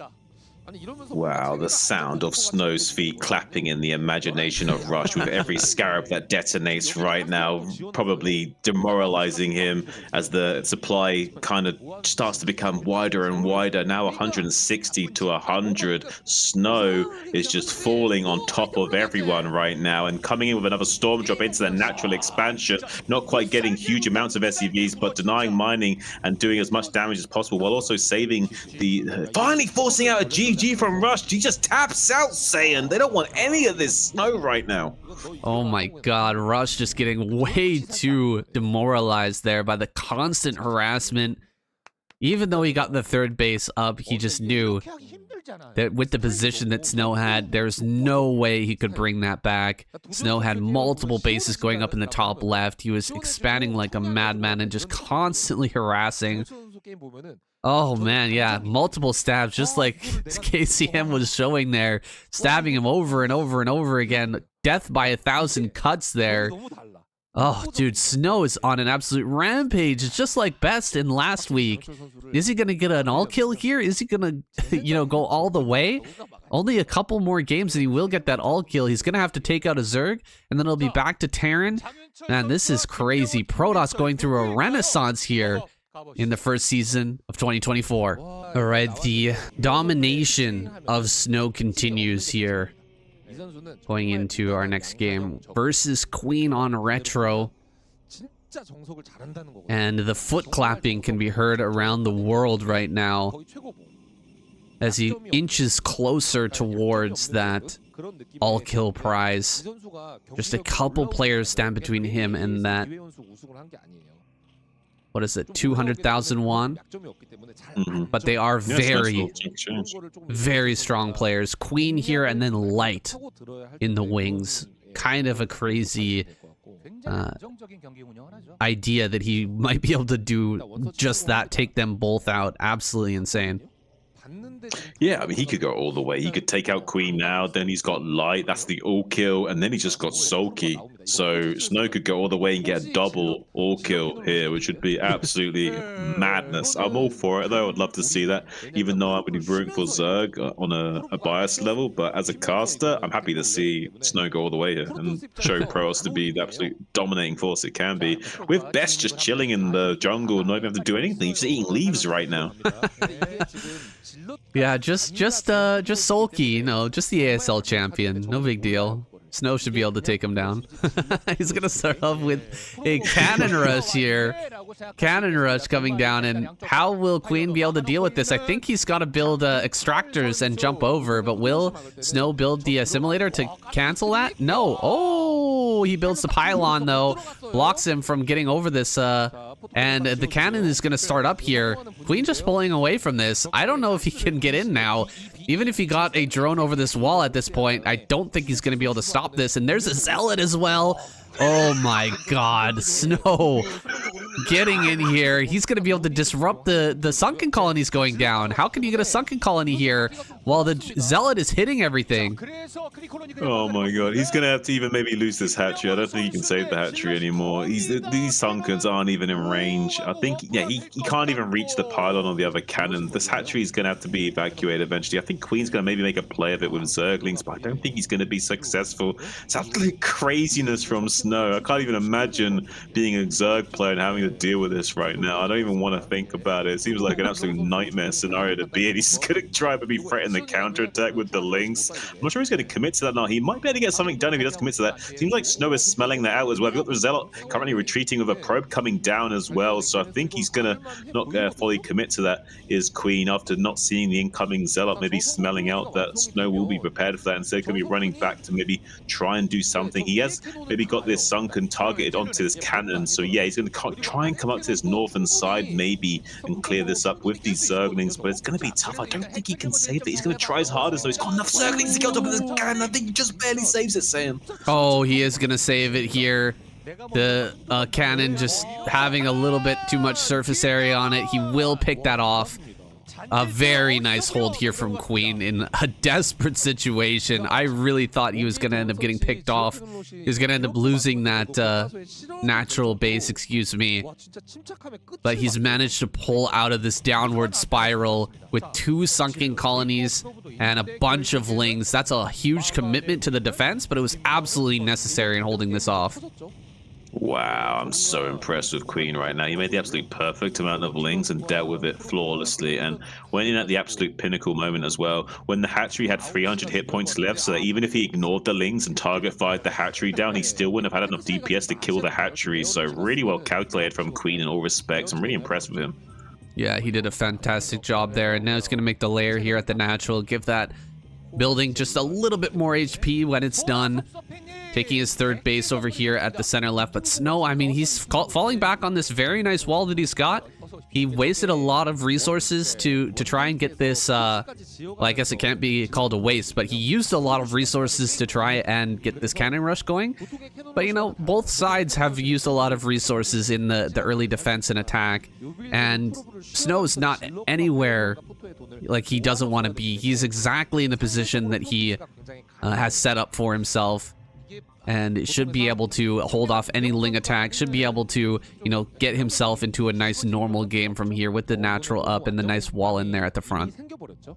One thing I would say is that maybe Queen will have a slight advantage in drone count going forward, so slight edge maybe going towards Queen, but so far Snow done a good job of getting his tech online, it seems, so I would give a slight edge to Queen though after that initial engagement.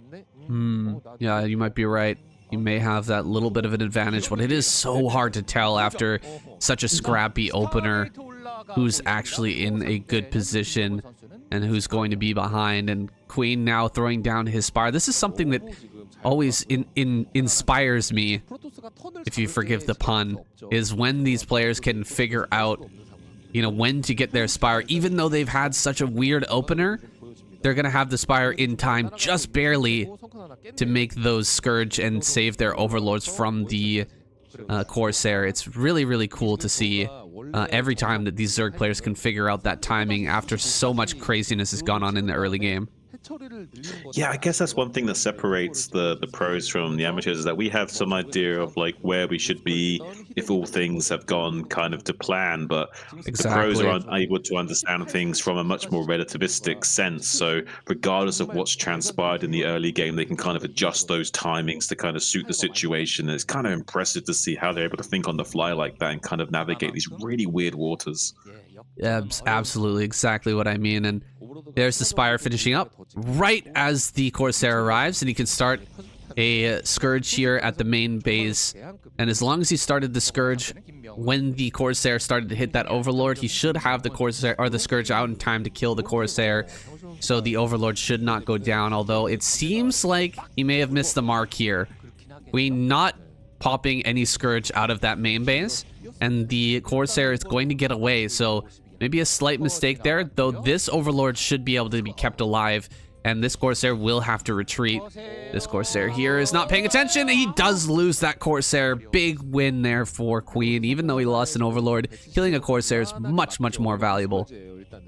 Yeah, and he's also an interception trajectory with these other pair of Scourge as well, trying to stop this other Corsair making its way back to the safety of the camera, not able to do so. The vector of that Corsair just slightly too sharp for those Scourge to catch up, so we'll be saving that, although they are going to be sharking around in between the two bases now, trying to see if they can catch one of those off guard. I'm sure Snow will be on top of his control there, won't allow that to happen, but still we're going to be seeing these Scourge kind of scout around and get some valuable intel as well by looking around the main base. Now Mutalisks moving onto the map, trying to force these Zealots back. He'll be putting on some pressure with these Mutalisks and Scourge and forcing Snow to go all the way up to 6 Corsairs with +1 before he can even feel comfortable coming out onto the map with those Corsairs for the time being.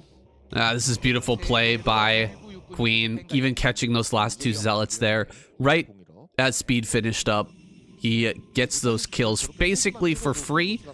And now the army of Snow, when it moves out, when he decides to finally push, is going to be that much weaker. Did we finish +1 here for Snow? I think we must have finished that just a moment ago because that is not spinning anymore. And double Stargate. Oh man, I missed this. Double Stargate here for Snow.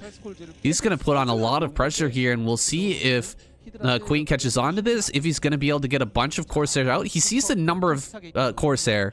Let's see if he gets lots of Scourge out here or not, and whether he can get the connections, if he ends up getting supply blocked like Hyun or not. Yeah, he's not going to scout this second Stargate that's so deep in the main base, though, which worries me for Queen a little bit, because he's not going to smell this out quick enough with either to make the big Hydra switch that he needs to punish it, or to make enough Scourge to be able to weather this threat and this power spike of Corsairs that's going to suddenly overwhelm him. He's going to go all the way up to like 8 to 10 Corsairs in such short order that I don't think Queen's going to be able to weather this. He's got enough Hydra maybe banking up now. He's not got enough Hydras actually to deal with this. I think he's in a little bit of trouble. Yeah, here comes the Zealots. They're going to actually target down the Hydralisk Den. An interesting choice here for Snow, who's actually going to pick it off very, very quickly and deny any upgrades that were coming from that. 2 sunken colonies here that were made during the defense of the cannon rush are going to be very helpful to stop this from actually becoming out of control. And the Mutas now, they're going to turn and start to fight. The Scourge actually connecting in quite a big way here on a lot of these, and the Mutas are going to survive for the most part. So I think this is a reasonable defense for Queen, although he did lose quite a few Overlords and that Hydralisk Den, which is going to slow down those upgrades by quite a lot. I think Queen is going to stabilize pretty nicely here. Yeah, Queen so far showing the most strongest effort against Snow, but Snow's also showing such potency even against the caliber of Queen. It makes me wonder if anyone's going to be stopping Snow today. I mean, he's just looking like he's on fire right now, Sam. Yeah, he is looking very, very scary, but as you can see, the supplies are actually even at the moment, although Snow just jumped ahead a little bit there as he starts another round of units. They were dead even on 85 to 85, and that's indicative of a Zerg advantage, and he's going to try and take this third base. Do we have Overlord speed? Because if we don't have... Okay, we do have Overlord speed, but Queen more interested in taking his own fourth. I actually like this for Queen. Instead of trying to deny this third, I think taking the bottom left quadrant of the map and getting into a massive macro position is a much more his style, and it will, you know, play to his strengths here in this game. But with the sudden surge of Hydra on the map, I think actually Snow might be in a little bit of an issue here, because there's going to be a big tempo swing going Queen's way until there's a lot of Storm available to him. I think he only has 3 Storm available, and with some good dodging, that's not going to be enough for him to deal with this. And the Mutas are actually kind of putting some DPS down onto these cannons where they finish warping in as well, softening up that position just a little bit, forcing Snow to commit a lot of his forces to that, to want to be defensive. And that might allow Queen to sort of like snake around to this other bridge to then come into the natural and try and open up that weakened position now. Ooh, this is annoying. He's actually gonna have to like throw a bunch of units into the natural right now because his fourth base is actually being picked off. Oh man, that's a big storm. Pretty okay dodging, but this is just gonna get worse here. This is such a tight position, and the storms are gonna deal so much damage. Great dive forward there to pick off one of the Templar, but the Zealots are ripping this apart. Looks like he saves bottom left. So he keeps the bottom left alive here, but not having the Hydras with this army means that he's not going to be able to push through. And yeah, Snow going to stabilize here on 3 bases. He should be able to get Templar on that high ground with a few more cannons and hold that position. But Queen ahead in supply right now. He's going to get a big round of drones now, I think. Send them down to the bottom left and get into his hive. He also has an Overlord with 8 or so Hydras in that bottom left ramp area as well to shut down these DT plays and keep that 4th base kind of untouched. So that's going to be a big boon to Queen going forward. We also see a big probe transfer coming down to the 3 o'clock base. It's going to be launching Snow's economy into the stratosphere right now. It's that 3rd base economy desperately online, so we can actually start to do something. Currently 2 bases, just not quite enough to challenge a Zerg that's kind of survived the 3 base phase and has already got their 4th going online right now. So now with a little bit of life in him, Snow can maybe kind of start to put the pressure on to Queen in the next coming phase of the game. But Queen's not going to want to let off the gas pedal just yet. He's going to come into this 3 o'clock base for another little bit of harassment. There's not much defending this. There's not even no storm storm energy just yet. Yeah, he needs to be really careful and tentative with his control of these Corsairs to ward away these Mutalisks right now. He only has 6 Corsairs as well, so he needs to be making sure he doesn't lose any of those, because there will not be enough left over to snipe down all of the Mutalisks if he does that, and then he will lose all of these High Templars. Queen just handling the ebb and flow of this game so beautifully. You can really see his grasp of ZVP is insanely good. He's even going to catch a Corsair here. He's moving back and forth between the main and natural, just constantly threatening some sort of counterattack, getting in, maybe picking off a Templar or two at the rally point or running up that ramp at any moment. And back at home, he's preparing for the next phase of the game. He's got those extra sunken colonies over there at the natural. It's a very important part of the map. You have to control that area with a bunch of lurkers. Then you have to, hold your high ground over there at the center left and the high ground at the bottom left. But those high grounds are much easier to control. It's really this natural which can be broken very easily and is very accessible to Snow. And that's exactly where he's heading right now. He's heading towards that area. Well, meanwhile, the Mutalist heading over towards the center right. Maybe he can snipe some Templar while a lot of other stuff's going on the map here for Snow. But you know what? Queen maneuvering back and forth. He's pulled Snow back once again. Snow's not going to commit towards that natural, and that's buying more time for Queen. You can see he spent all of his gas into those lurkers. He's setting up these positions and switching on over into Hive. Gonna be making that big tech switch here very soon. Very nice storm on a lot of these mutas, but he's losing quite a few probes for this. Oh, Corsairs coming down. They're gonna get the moving shot here. Are all the mutas gonna go down? Well, that was really close. These are super low now.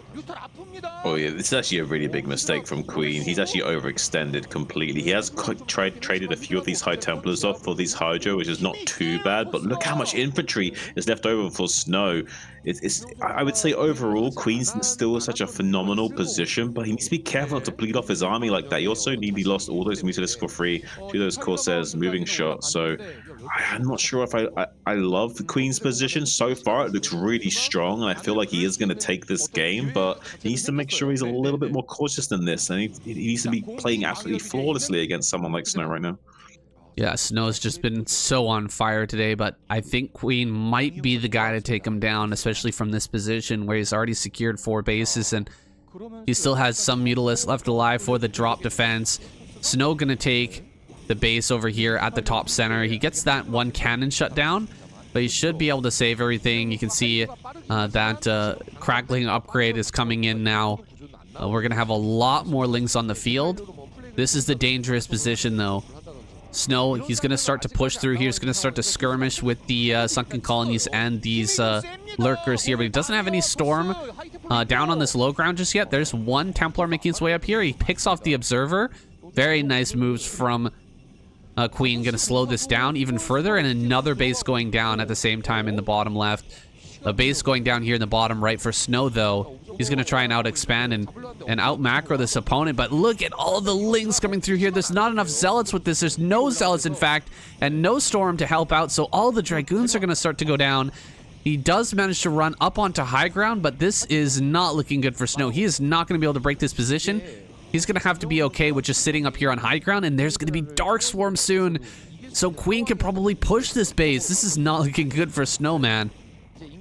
Yeah, actually, this is going really Queen's way the longer this goes on. I thought for a moment there Snow had a window to come and get on top of the rally point of Queen and put a lot of pressure on, but it seems that Queen has just swatted his hand away without much effort there, and now it's currently ahead in supply by like a good 20 or so, 175 supply to 156. Queen looks so strong right now, saying I'm wondering if there's anything Snow can do besides taking this bottom right to kind of like improve his position right now, and I don't think this bottom right expansion is going to be enough to like leverage any kind of advantage against someone like Queen. He's going to be flooding out onto the map with more and more units in a Sauron Zerg fashion as he takes more of these bases in the bottom left now.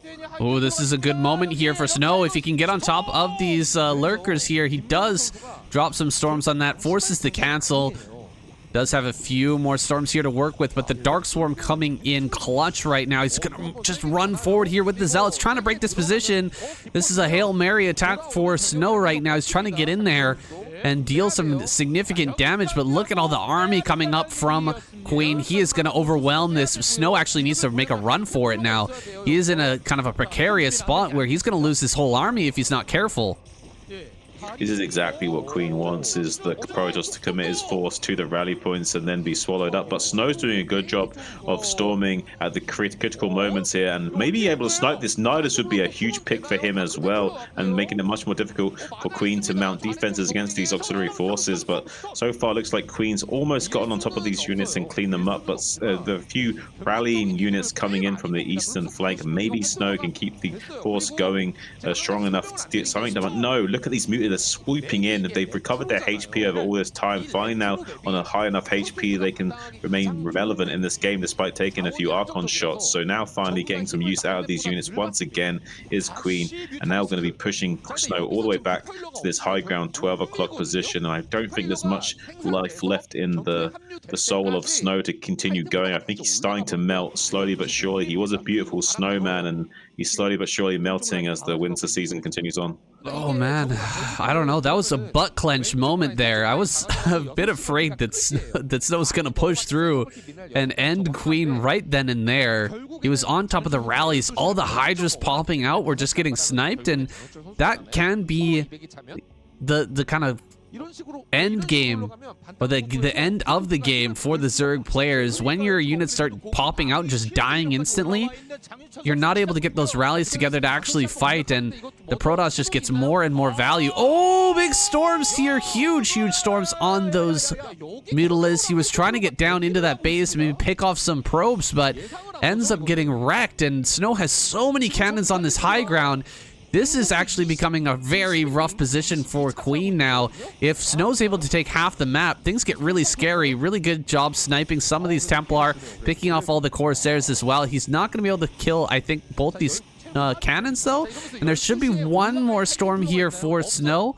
Okay, maybe he actually can get in there and kill those cannons. He does, and he falls back. Another Corsair coming out here. These are all so low. These mutas don't have much utility left over, so they might just end up going down here. Oh, baiting out a couple more storms. Nice. Gonna keep those alive for a little bit longer. Send them down to maybe the bottom left to just recover that HP. Meanwhile, pushing up towards this ramp, pushing up towards this high ground. Can Snow hold on? He doesn't have any storms over here. A big mistake from Snow. Not having storms at that location means these cannons are gonna go down ostensibly for free. Just a couple of Dark Swarms and a few Lings gonna take that out, and these Lurkers making their way up on the high ground. This is really, really bad for Snow.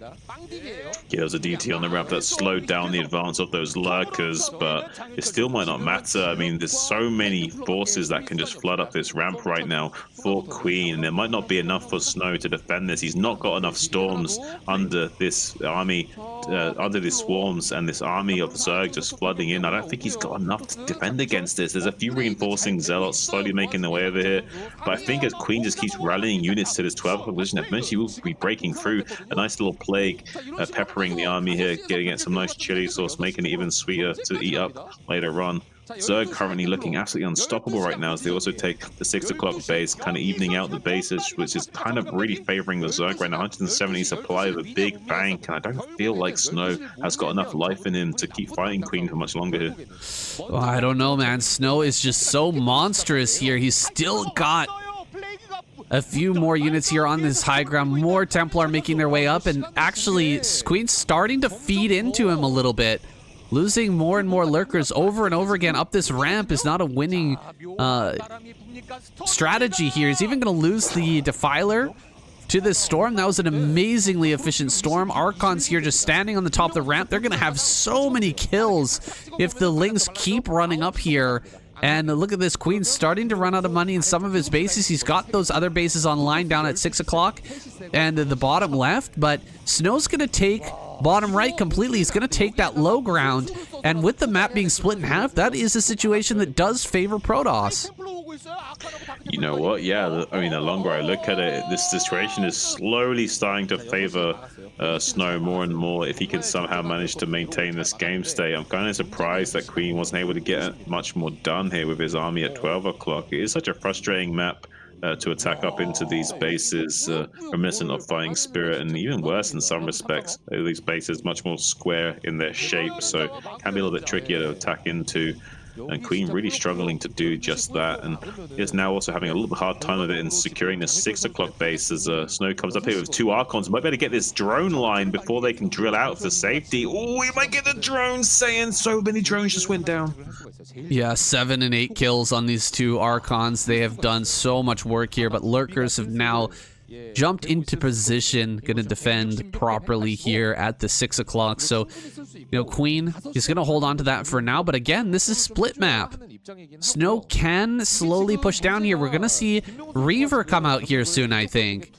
And once the Reavers hit the field, things are gonna get really messy for Queen. I haven't seen the Reaver yet, so there's still a little bit of time for Queen to maybe try to break through one of these spaces, but once that Reaver tech is out, man, it just becomes such a grind to break any position as the Zerg player.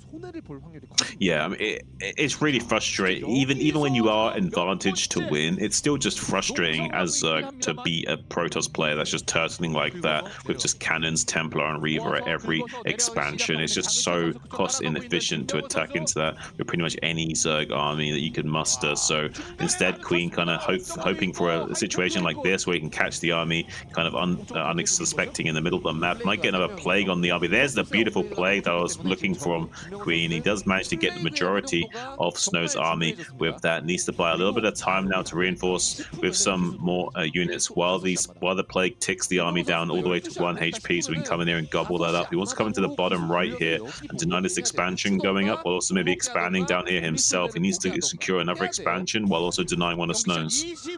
Yeah, going to start to encroach down here in the bottom right, but Snow has a massive army just above this, ready to shut down this push. However, an army coming into the natural as well. Queen gonna try and break in multiple locations here at the same time. Try to tax the multitasking of Snow right now. See if he can't get in on one of these bases while Snow is being distracted, and these cannons are going to go down pretty quickly. The Nexus down here in the bottom left is being ignored. The army is moving through the middle of the map. Where is it going right now? It looks like it's heading down towards the bottom left. Is he just going to counterattack fully down here to the bottom left? This is quite the insane base trade, but you know, Snow might come out on top of this base trade if he manages to break through here and get up into the bottom into the bottom left on that high ground. And holds his own high ground in the bottom right and his main base. He might win this fight. He's getting in here. He's killing quite a bit, but so much is popping out for Queen right now. So many Lurkers making their way to the front, and he's broken the natural. He's broken the bottom right. It all comes down to this attack. Can Snow break through here? Can he get on this base and actually clean this up? I don't think he's going to be able to do it. He will have to back away. This is overall a big Zerg win. I wanted to see what the Protoss dugout was before this this lineup was finally announced. I had a feeling they just looked at each other and just said collectively, "Do you want to build a snowman?" And the answer was collectively yes. And here we have that effort in full swing. This man is an absolute legend, an absolute beast, a specimen. I'm not quite always in agreement with his decision making, but I do understand the thought process behind it, and I kind of admire this absolute tyrannical player. And I'm kind of speechless right now that he's still managing to put up a good game against Queen, despite Queen being in such a great game state against him. He's not actually able to get the full lurker block on that top right ramp either, so he'll be able to trickle out with some of these zealots and maybe kill this Defiler, but not quite able to pick that off. And I feel like it's only a matter of time now before Queen starts to encroach on these positions. Oh, this lurker in the bottom right, Sam, gonna kill so many probes.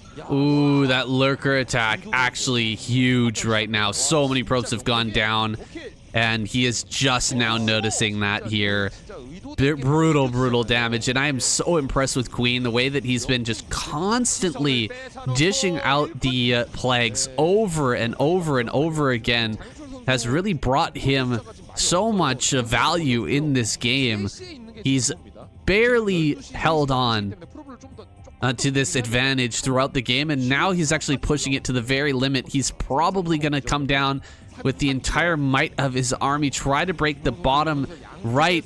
Snow has a lot of units up at 12 o'clock that he's just kind of leaving there because he was expecting Queen to keep on attacking that position, but that base is becoming less and less important as that mineral income like kind of dries up there. I would love to see him pull that army away and bring it all together so that he can hold bottom right. He needs to do that very, very soon. Otherwise, Queen's going to overwhelm this spot. Yeah, Queen's going to make a gambit from the bottom right now. He's just going to send like efficient clumps of units down to the 3 o'clock and bottom right over and over again to try and squeeze out this position. There's not much remaining down here. Most of it is on 1 HP, so we can just make a big play for it right now. We see the Snows moving out into the center, though. So Queen might go for a pincer attack on this army quickly and try and swallow it up. Nice in one big sweet maneuver. See if he can like swallow up the army out on the center and then go bottom right would also be good for Queen as well. He's happy to take that trade, but Snow knows that, and he's going to try and claw his way around to the right-hand side and get to the safety of his rest of his army so he can join forces, build up a nice big Protoss death pool and fight Queen head on. But Queen's going to be just mustering his forces while waiting right now because he's not quite maxed out where Snow is. So Queen's now happy to buy a little bit of time and try and maintain the game state, or maybe trying to make a play for Snow soon. But I feel like Snow's going to be wanting to pull the trigger himself and try and attack into to 6 o'clock. Dude, Snow is maxed. Snow is maxed right now. This is crazy. How has he managed to put together such an army after losing so many probes? I guess he's still got kind of two-base mining going, right? Center right and top center have been mining, and he's got a lot of probes up there. He actually needs to transfer those down to the bottom right. We're taking the middle of the map right now. Queen gonna snag that. Wow. I really think that these forces up at 12 o'clock need to be pulled away for Snow. Leave like 1 or 2 Templar up there and just abandon that base because it is about to mine out, and this bottom right is the lifeblood of Snow right now. He needs to hold that base, and he also needs to maybe think about breaking the center. My God, that's a lot of lurkers here in the middle, plus the Defiler, plus all these Lings out as well. Getting some good plagues here to start things off. Here he comes. Queen gonna pull the trigger now, coming forward here. A lot of lurkers running up and burrowing under Psionic Storm, though, getting completely wrecked by those Archons, and the Archons falling back here. As long as they're still alive, they can eventually recover some of that shield and still maintain their usefulness here going forward. Some of these Archons, I've got to assume, have insane amounts of kills. I saw a Templar there with 14 kills, but these Archons have got to be just soaking up so many Ling kills here in this game. Another Archon going to be made. It's unfortunately in range of a lurker, but he should be able to pull that back now. This is such a crazy game, but oh, Queen! Yes! We've got Queens. I've talked about this a bunch, man. I gotta talk about this, sorry. This is crazy. He's gonna be pulling out Queens here. He's realized that this game is gonna get super insane, and it's gonna get very, very late game, so we're gonna see Queens. We might actually see Guardians as well to follow this up, because Queens are gonna be able to snipe all of the Templar, and then the Guardians can actually take out the Reavers and the Archons. This is going to be so insane. Lurker drop down here at the bottom right once again, but I think that's going to be cleaned up pretty efficiently here by Snow. This is not going to win him the game right now with Snow being completely maxed. Everything that he's mining right now is just for a bank. Queen is going to have to get super efficient here if he wants to win this game now.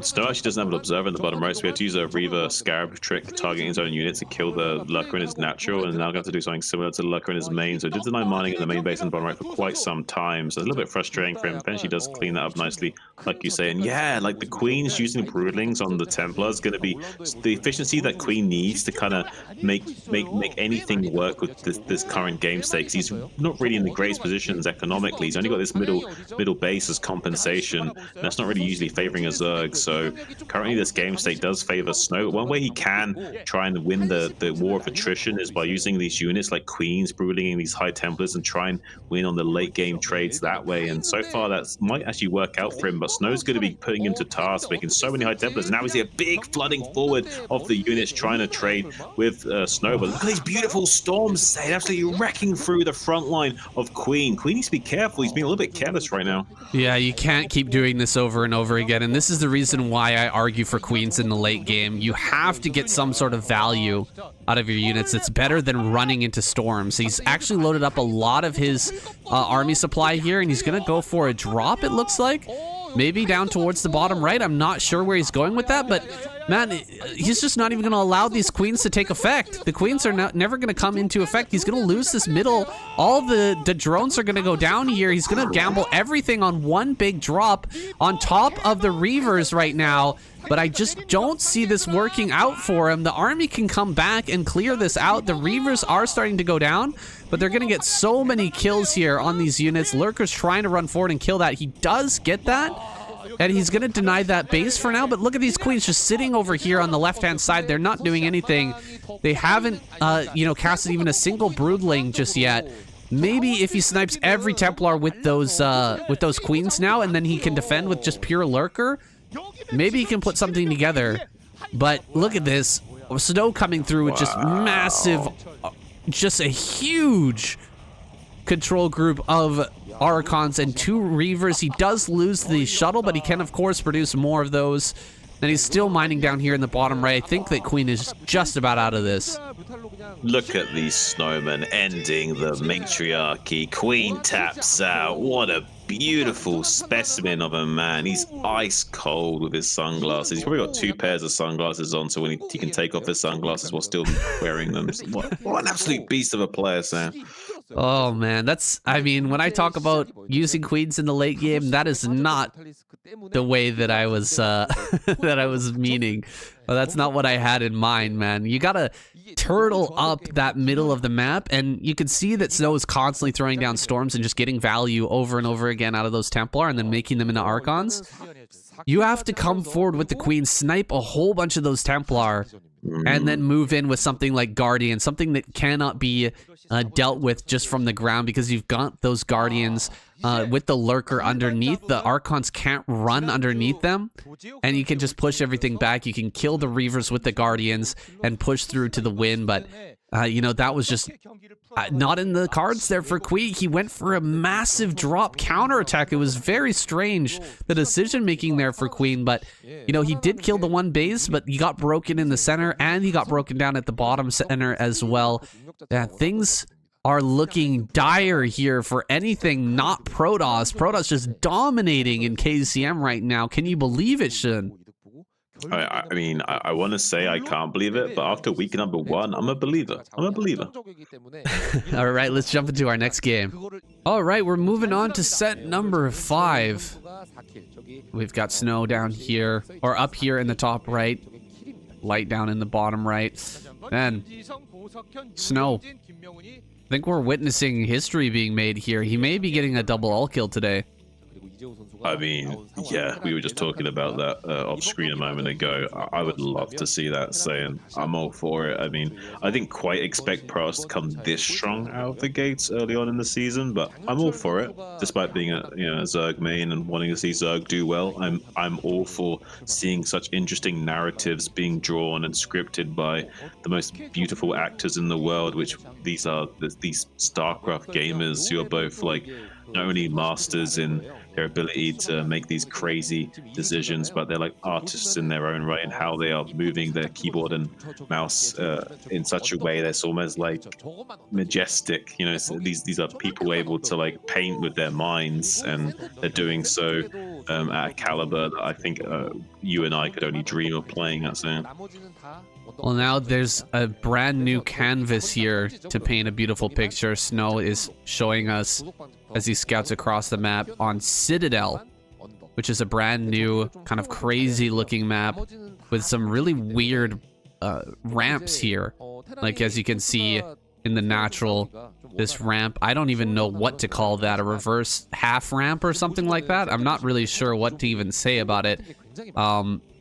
But it's like a high ground that goes back down onto a low ground immediately. So there's no high grounds on this map. It's just these weird sort of half ramps that go up and then immediately down once again. And there's not really any position to, you know, hide stuff up on the high ground, really. Maybe you could put like one lurker up there or one unit up there in order to, you know, defend a position. But it's not like the high grounds that we're really used to talking about. We're used to casting about, you know, players used to holding and utilizing for defensive positions. It's much more of a strange feature here that we don't regularly see, and I'm really interested to see how the players will utilize it here. And that's always the fun of Brood Wars, finding out, you know, one of these new maps come out, how are the players, the best players in the world, going to utilize them and abuse them to their advantage. Yeah, exactly. So I'm curious how we will be seeing Light try and tackle the Beast of Snow in this game. I'm curious if with the close vertical spawns he'll elect for some kind of 4 or 5 factory timing push. Not too sure about that. Snow getting some moving shots with the particle beam on that SCV scout, also pushing forward with those first 2 initial Marines. Hopefully maybe catching this Zealot that's currently incoming, putting a little bit of DPS down onto that while the bunker goes up. Currently Zealot waiting on top of that ramp that we talked about. As we can see, the Marines can't see to the very top of that ramp, so we're not able to see the Zealot for the time being.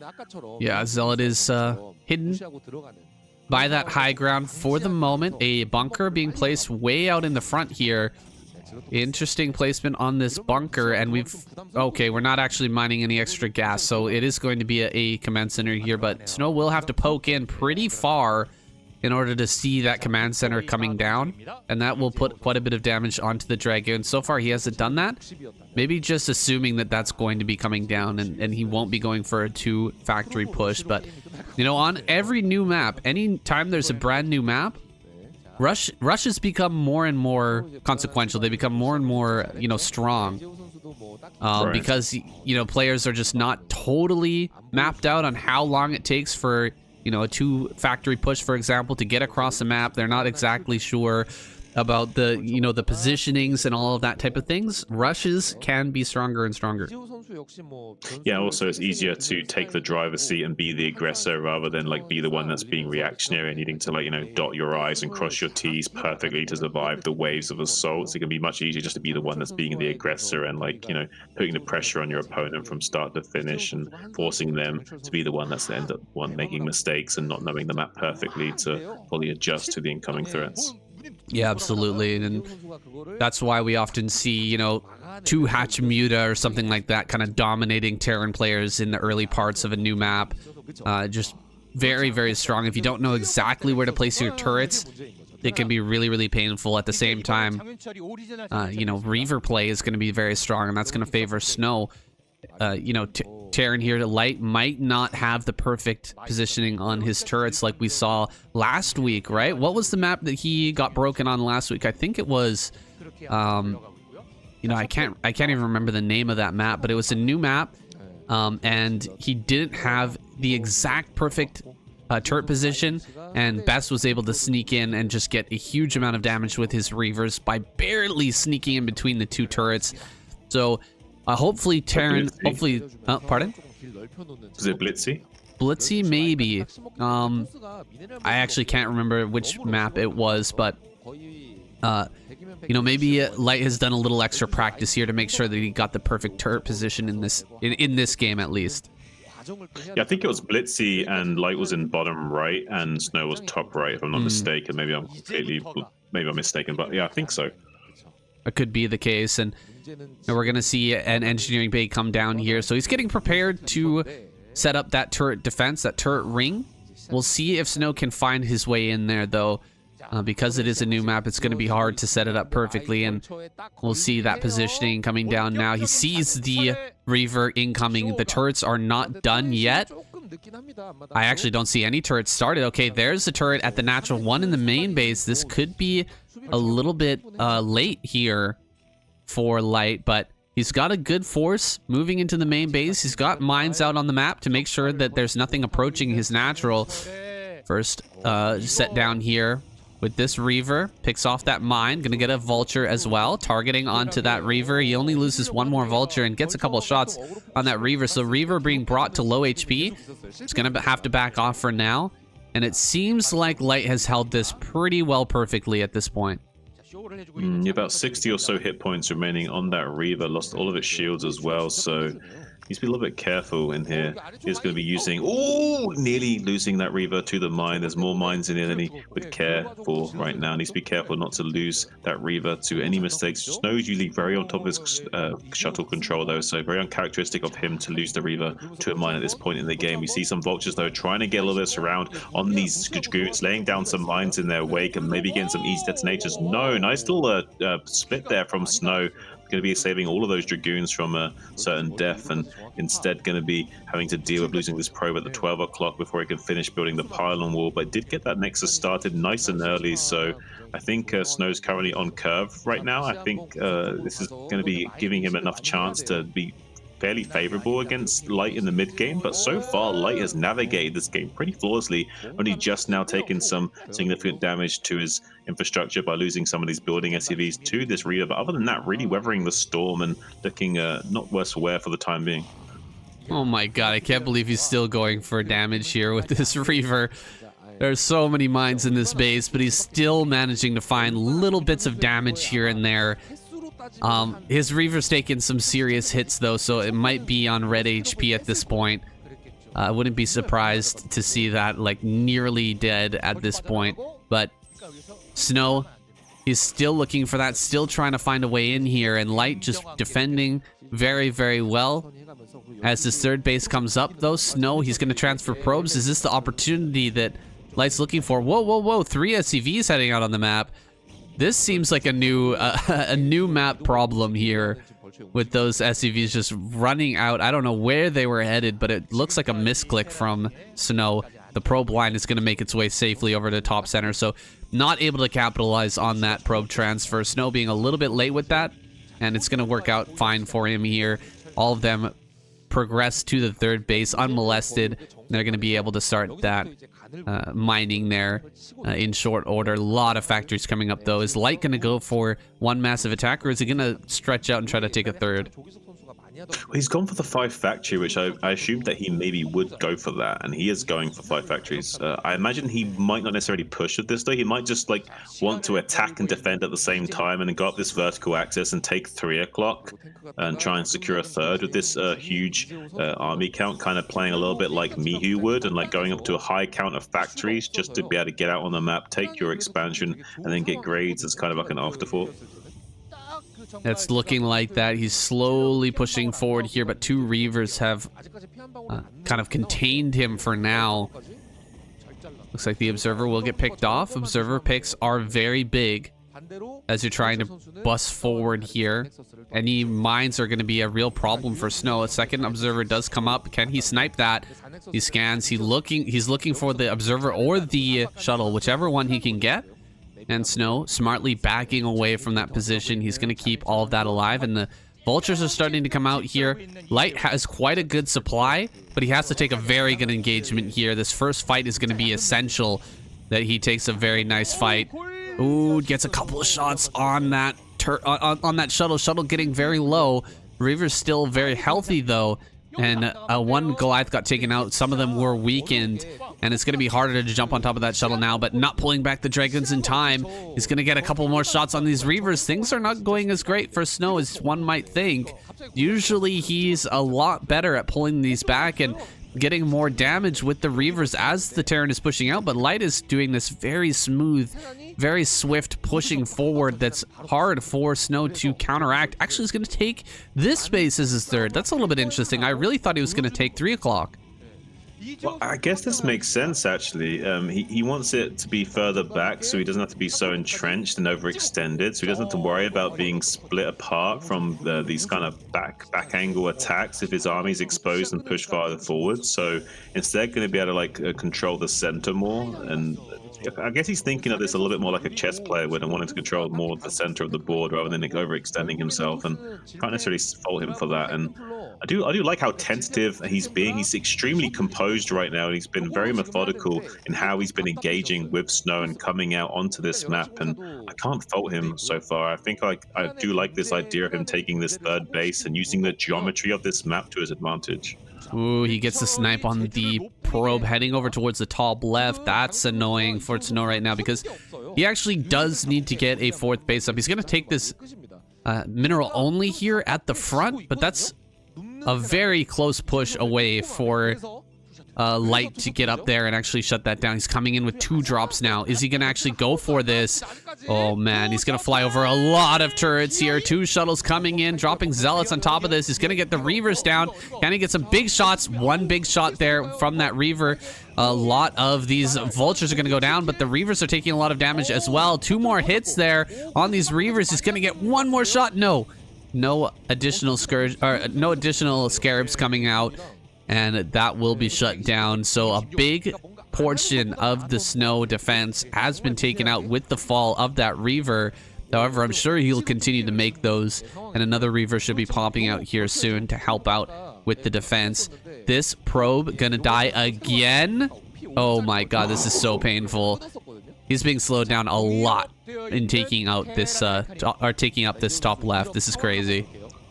Yeah, he wants a greedy 5th base, and unfortunately he's not going to get that. He's going to get a very standard, if anything, late 5th base going forward, which is really not going to be spelling any kind of happy news for Snow going forward. And also needs to be careful in how he positions his army right now, because Light is just hoping he comes in for another taste, because Light's ready to give him a nice big slap on the arse, I think, because he's got just about a critical mass of tanks now where he can fight Snow head on in pretty much any situation. So he's going to be setting up his own counterplay now with some vultures, with some drop ships out on the map, and putting the pressure on to Snow once again. You see a shuttle on the right hand side going to try and intercept this and cause a little bit of the frustration to the efforts of Light in this current area, but I don't think that neither player can lose too many units here for the time being.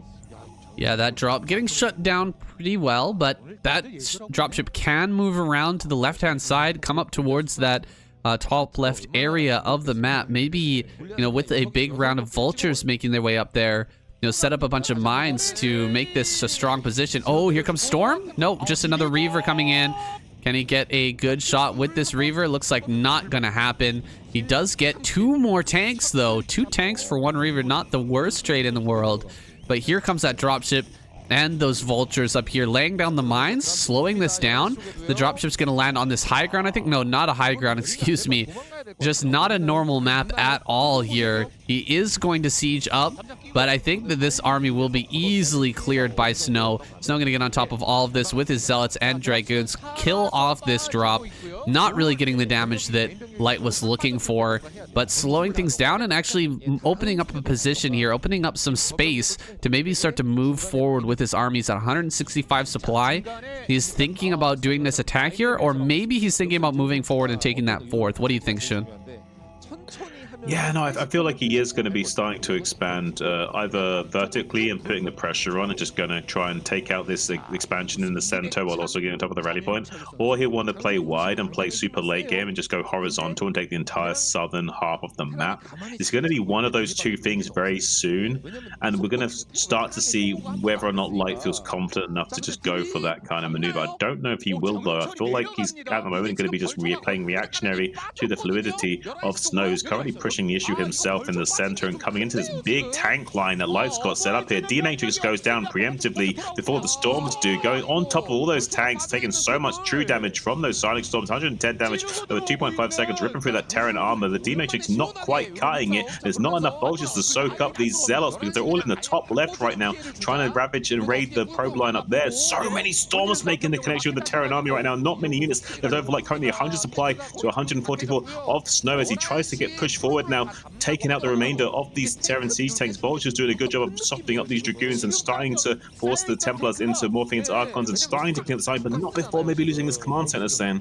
Oh man, the Vultures being out of position there was so big, and GG, what? Light taps out, Snow takes another game here. Oh my god, Snow unstoppable today. Coming into that huge tank position and just breaking it open, cracking that nut. So simply and easily there without that vulture backup and not having enough mines in the front. Light gets broken down and loses his 3rd. What a performance here from Snow today. Just absolutely insane. And that's it. Is that the all kill? That's the all kill. That's the all kill on Terran. That's all kill on Terran. He's got one more opponent here. The ASL champion, Solkey, in the wings, waiting for his opportunity to fight back.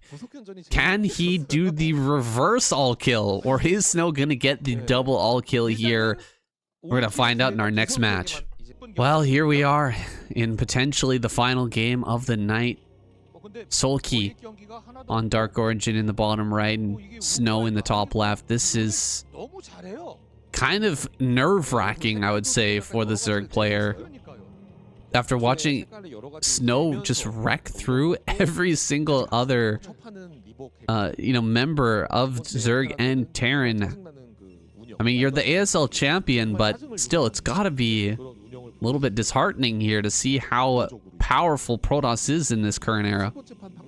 I mean, not only that, but it's a two-player map. It's Dark Origin. It's certainly not favoring a Zerg player right now. You know what I mean? This is the worst case scenario for Solkey. He's both losing the moral victory. He's losing the tempo because Snow's been playing non-stop, so he's warmed up. He's feeling it right now. Everything, all the momentum is totally on Snow's side, and he's got a two-player map to contend with as a Zerg player. I'm not liking his chances soon.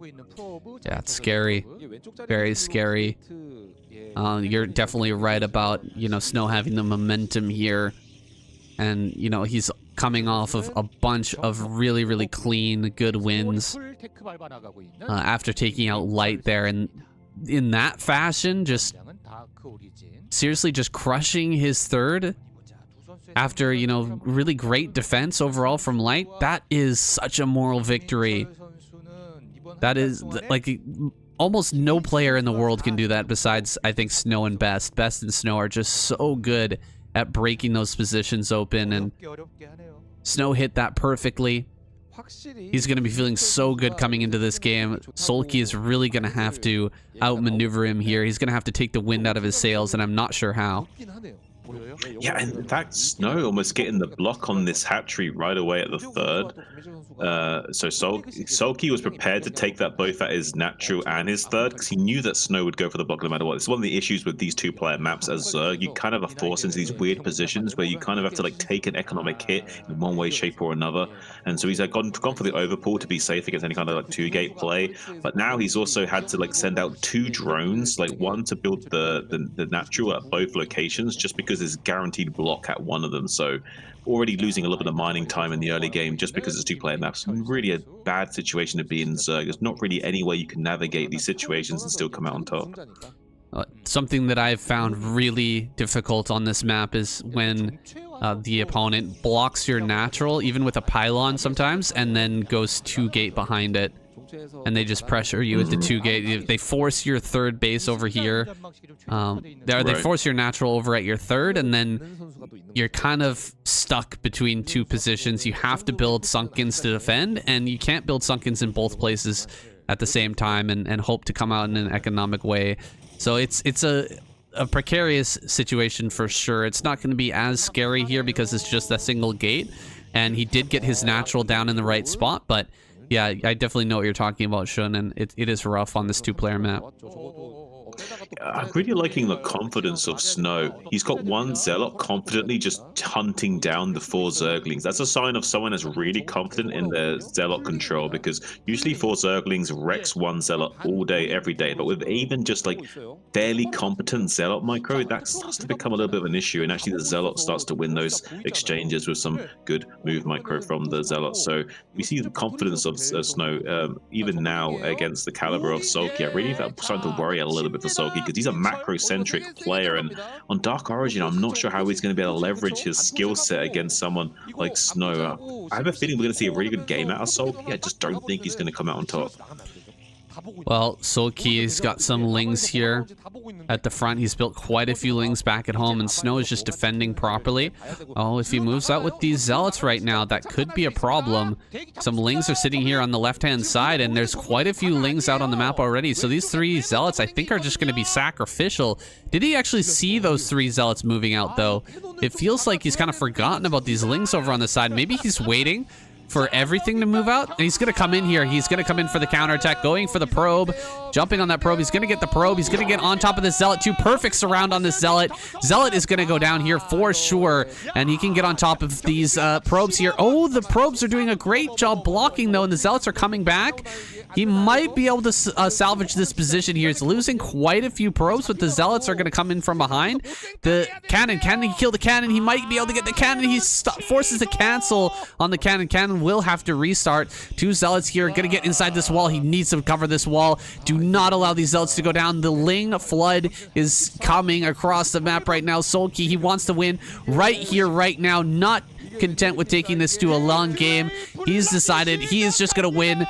As it comes right at the beginning of this one, the cannons are starting to go down. He's attacking this one cannon. He surrounds with the probes. He doesn't have enough to build another gateway or anything here, but there's still 4 Zealots in the fight. The Lings are getting cleaned up. Lings are going down. The cannon's going to finish. He holds. Oh my god, what are we seeing out of this absolute beast of a gentleman, this majestic nerd right now? Look at the flawless control of the probes and Zealots right now as he stabilizes position as this absolute all-in from this Zerg player, surmounting to nothing. Somehow, Snow clutching it in his teeth and coming out ahead in this absolute craziness of a situation. He's still not out of the forest just yet. If he stays in the forest too long, he might realize where he is, and he'll need to see the bigger picture. He needs to see that there's going to be an upcoming challenge of a Hydralisk bust. He's not quite out of the woods just yet. He's weathered the storm, but he's still not out of the woods. And he can't see the forest through the trees right now if he's still stuck on looking at these Zerglings harassing his front. He needs to see the bigger picture of the game right now to make sure he can survive the upcoming phase. If he's so busy focusing on dealing with this Ling all-in, he won't be able to deal with these follow-up Hydras. Ooh, the probes being pulled and firing over top of the Zealots. A really good defense here from Snow. He does need to start more cannons, though. If he doesn't start cannons here, he's going to be in a lot of trouble. The Corsair is going to be finishing up here soon, I think. I think Snow's going to hold this, man. I think he's going to be in a good position. He has a second cannon going up. That's huge. It's quite far back from the wall as well, so it's not going to be easy to dive upon if you are the Hydralisk aggressor here. Starting up a +1 as well in the main base. That's not going to be able to get denied. Dude, Sulky is in a lot of trouble right now. I think he's in a lot of trouble, yeah. I'm looking at the timings of this. He's only just now squeezed out enough drones to start pumping Hydra. I don't think it's quick enough. I think the Corsair confirms this just barely in time to start making cannons, and there's enough rush distance. I think Snow just barely survives. Although, if he can get up here with just 4 speed Hydras, maybe he can bust open this front cannon, unless the Zealots prevent surface area along the southern ridge of the gateway. I think Snow's done it. Yeah, it's really looking like he's going to be able to hold on here. He's got 2 more cannons on the way with 2 already on the defense. 4 Zealots here in the front as well. The Lings are right there ready to fight, so he will have to be careful with these Zealots. Don't come out too far and get surrounded here. Losing all of those would be really, really painful. Or having the Lings run past the Zealots and actually get the kills would be, disastrous here. But drones are being made, so he's just going to try and kill the wall here. Looks like it's Sulky going to have to transition. He wanted to end the game here. You can see he hasn't produced that many drones. He's just now adding on some hatcheries, but he has no choice. He has to switch back into a macro game. And now we see the importance of keeping these Corsairs around for scouting information, seeing the transition of the Zerg, throwing down the Evo chamber, making drones, throwing down macro hatcheries. Now you can cancel this cannon and optimize your own build as Protoss to kind of min-max and kind of navigate into a stronger mid-game move-out timing. Well, I'm glad that we're having a longer game, that it didn't just die, that it wasn't just Snow dying to a Ling all in there, but I don't know. I think that Snow is in such a good position now. We might not get any further games beyond this one. I think that Snow is in such a good spot. He should be able to overwhelm Sulky fighting from a deficit. Is the strength of the former ASL champion going to be enough here? It's not looking like it is, saying. I mean, we see such a min-maxed response from Snow. I mean, he's cut a lot of corners and he's hedged his bets and come out ahead. And right now, I'm really liking his odds at going all the way here. One thing we can say is his Templar Arcades is a tiny bit on the slow side. Maybe Sulky can go for some kind of pressure play with the Hydras and maybe surprise Snow, but I don't think that's going to transpire. Yeah, he's got not many Hydras here. He's just finishing up his hatcheries, but there's already like 8 gateways done on the side of Snow, and I don't even think there's enough drones yet. We need actually, you know, another maybe 8-10 drones, something like that, to really get the saturation to where he wants it to be. And Snow is going to be out on the map here in just a moment's time with a huge number of zealots. And I don't even see a great Sim City here in the natural either for Sulky to hide behind. He needs to take a great trade against this first wave of zealots in order to have any chance at all. And there's a Spire coming down. Is the Spire really what he needs right now? I feel like he needs lurkers here to even have a chance of holding on. Well, he wants to buy time with 6-hatch Hydra and then just transition into a massive Ogre Zerg style to try and overwhelm the pure Zealot Ser army of Snow, and that might be just what he needs. And what he wants to do is try and take advantage of these bridges against the Zealots. Snow knows that. That's why he's trying to sneak around the right-hand side with the Zealots to pull the Hydras out of position so he can then come on the left-hand side with the Zealots and come into a much more open space to challenge the Zerg in a much more fairer positioning. Because right now, it's not really good for these Zealots to keep coming across the bridges while the Hydras are nearby, because they can just get gunned down in a big conga line. So the Zealots kind of be a little bit hesitant to come in here for the time being, because Sulky can just gobble them up and kind of flip the script on Snow. So Snow wisely being a little bit more attentive for the time being, keeping his Zealots active out on the map instead of pushing the issue right now. Yeah, you're totally right there. Able to hold that bridge a lot better than, you know, holding it here in the natural with not great Sim City. So Snow continuing to do this little bit of harassment here with the Zealot. He's going to get a 6-kill Zealot here into the mineral line, and he actually picks off another couple of drones, while meanwhile the Zealots over here towards the natural are going to try and slip across the bridge again. Not going to happen for now. Do we have more Zealots over there on the right hand side? It looks like Zealots actually, yeah, going to come in for more counterattacks and just kind of harassing, just kind of slowing down Sulky little bit by little bit here and getting himself into a better position.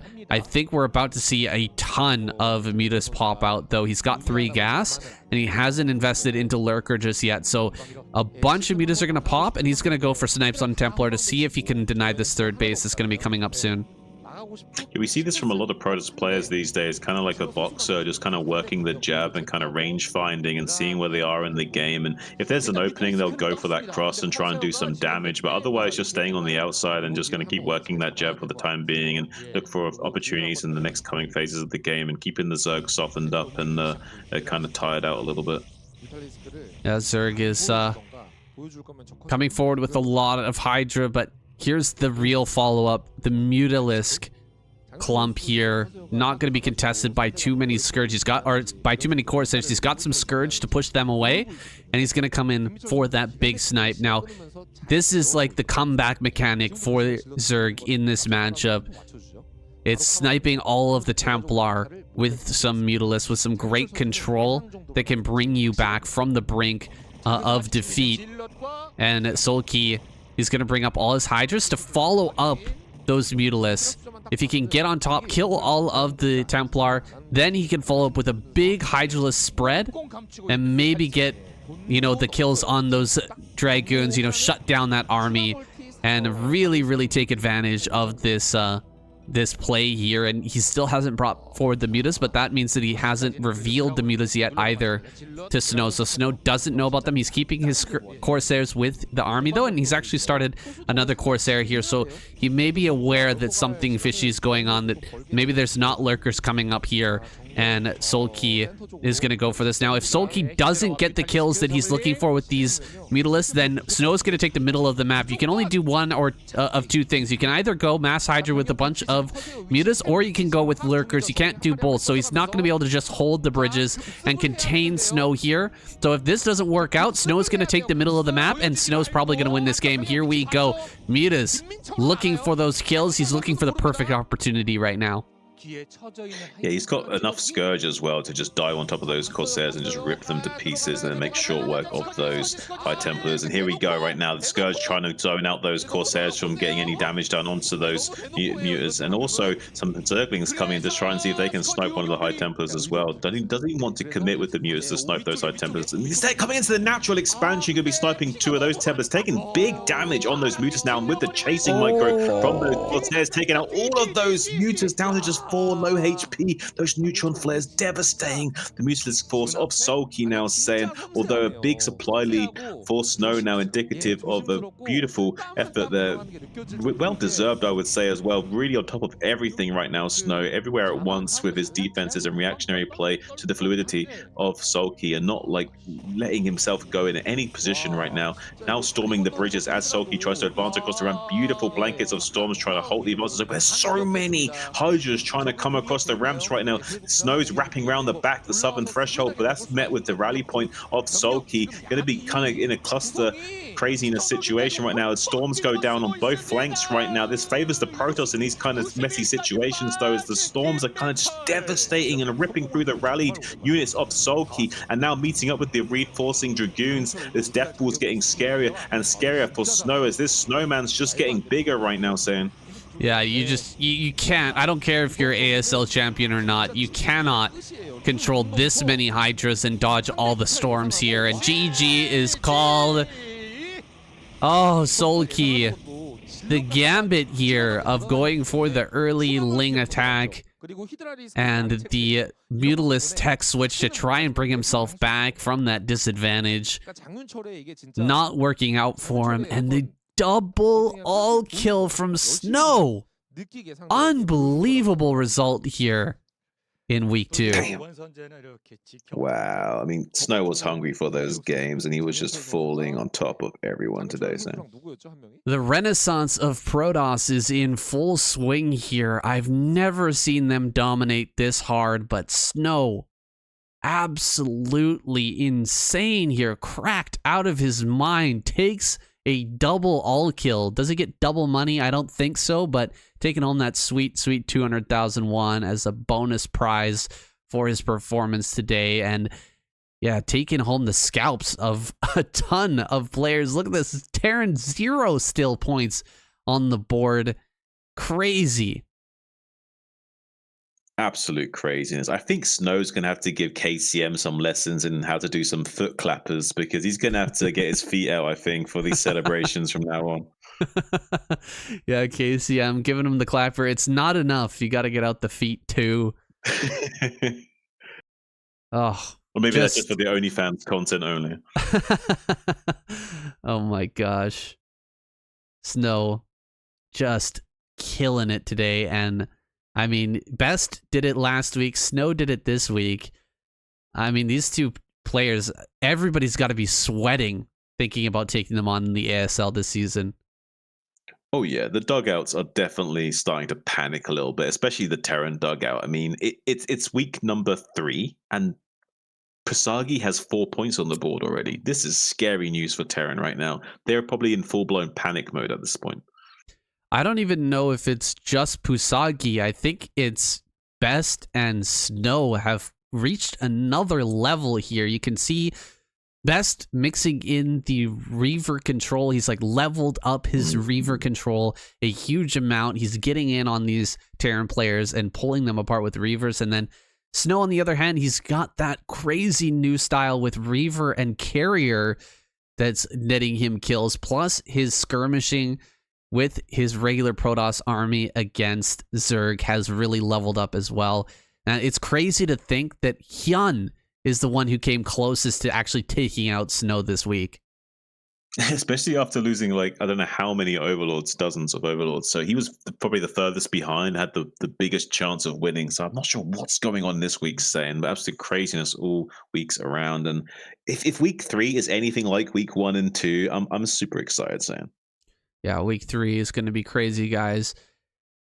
Stay tuned for that. That's going to be coming up next week, and ASL is going to be starting up soon here. We've got some big things in the future here, especially, guys, if you haven't already, check out dewalt. Dewalt is in Korea right now. He's training for ASL, and he's going to be playing in those qualifiers. I've got a series here from him. I'm going to be casting that soon, so really looking forward to seeing him perform in the ASL. Man, if he makes it in this season, it's going to be so hype. And with all the Protoss players that are, you know, dominating right now, I mean, it just the hypeness for Protoss is got to be off the charts.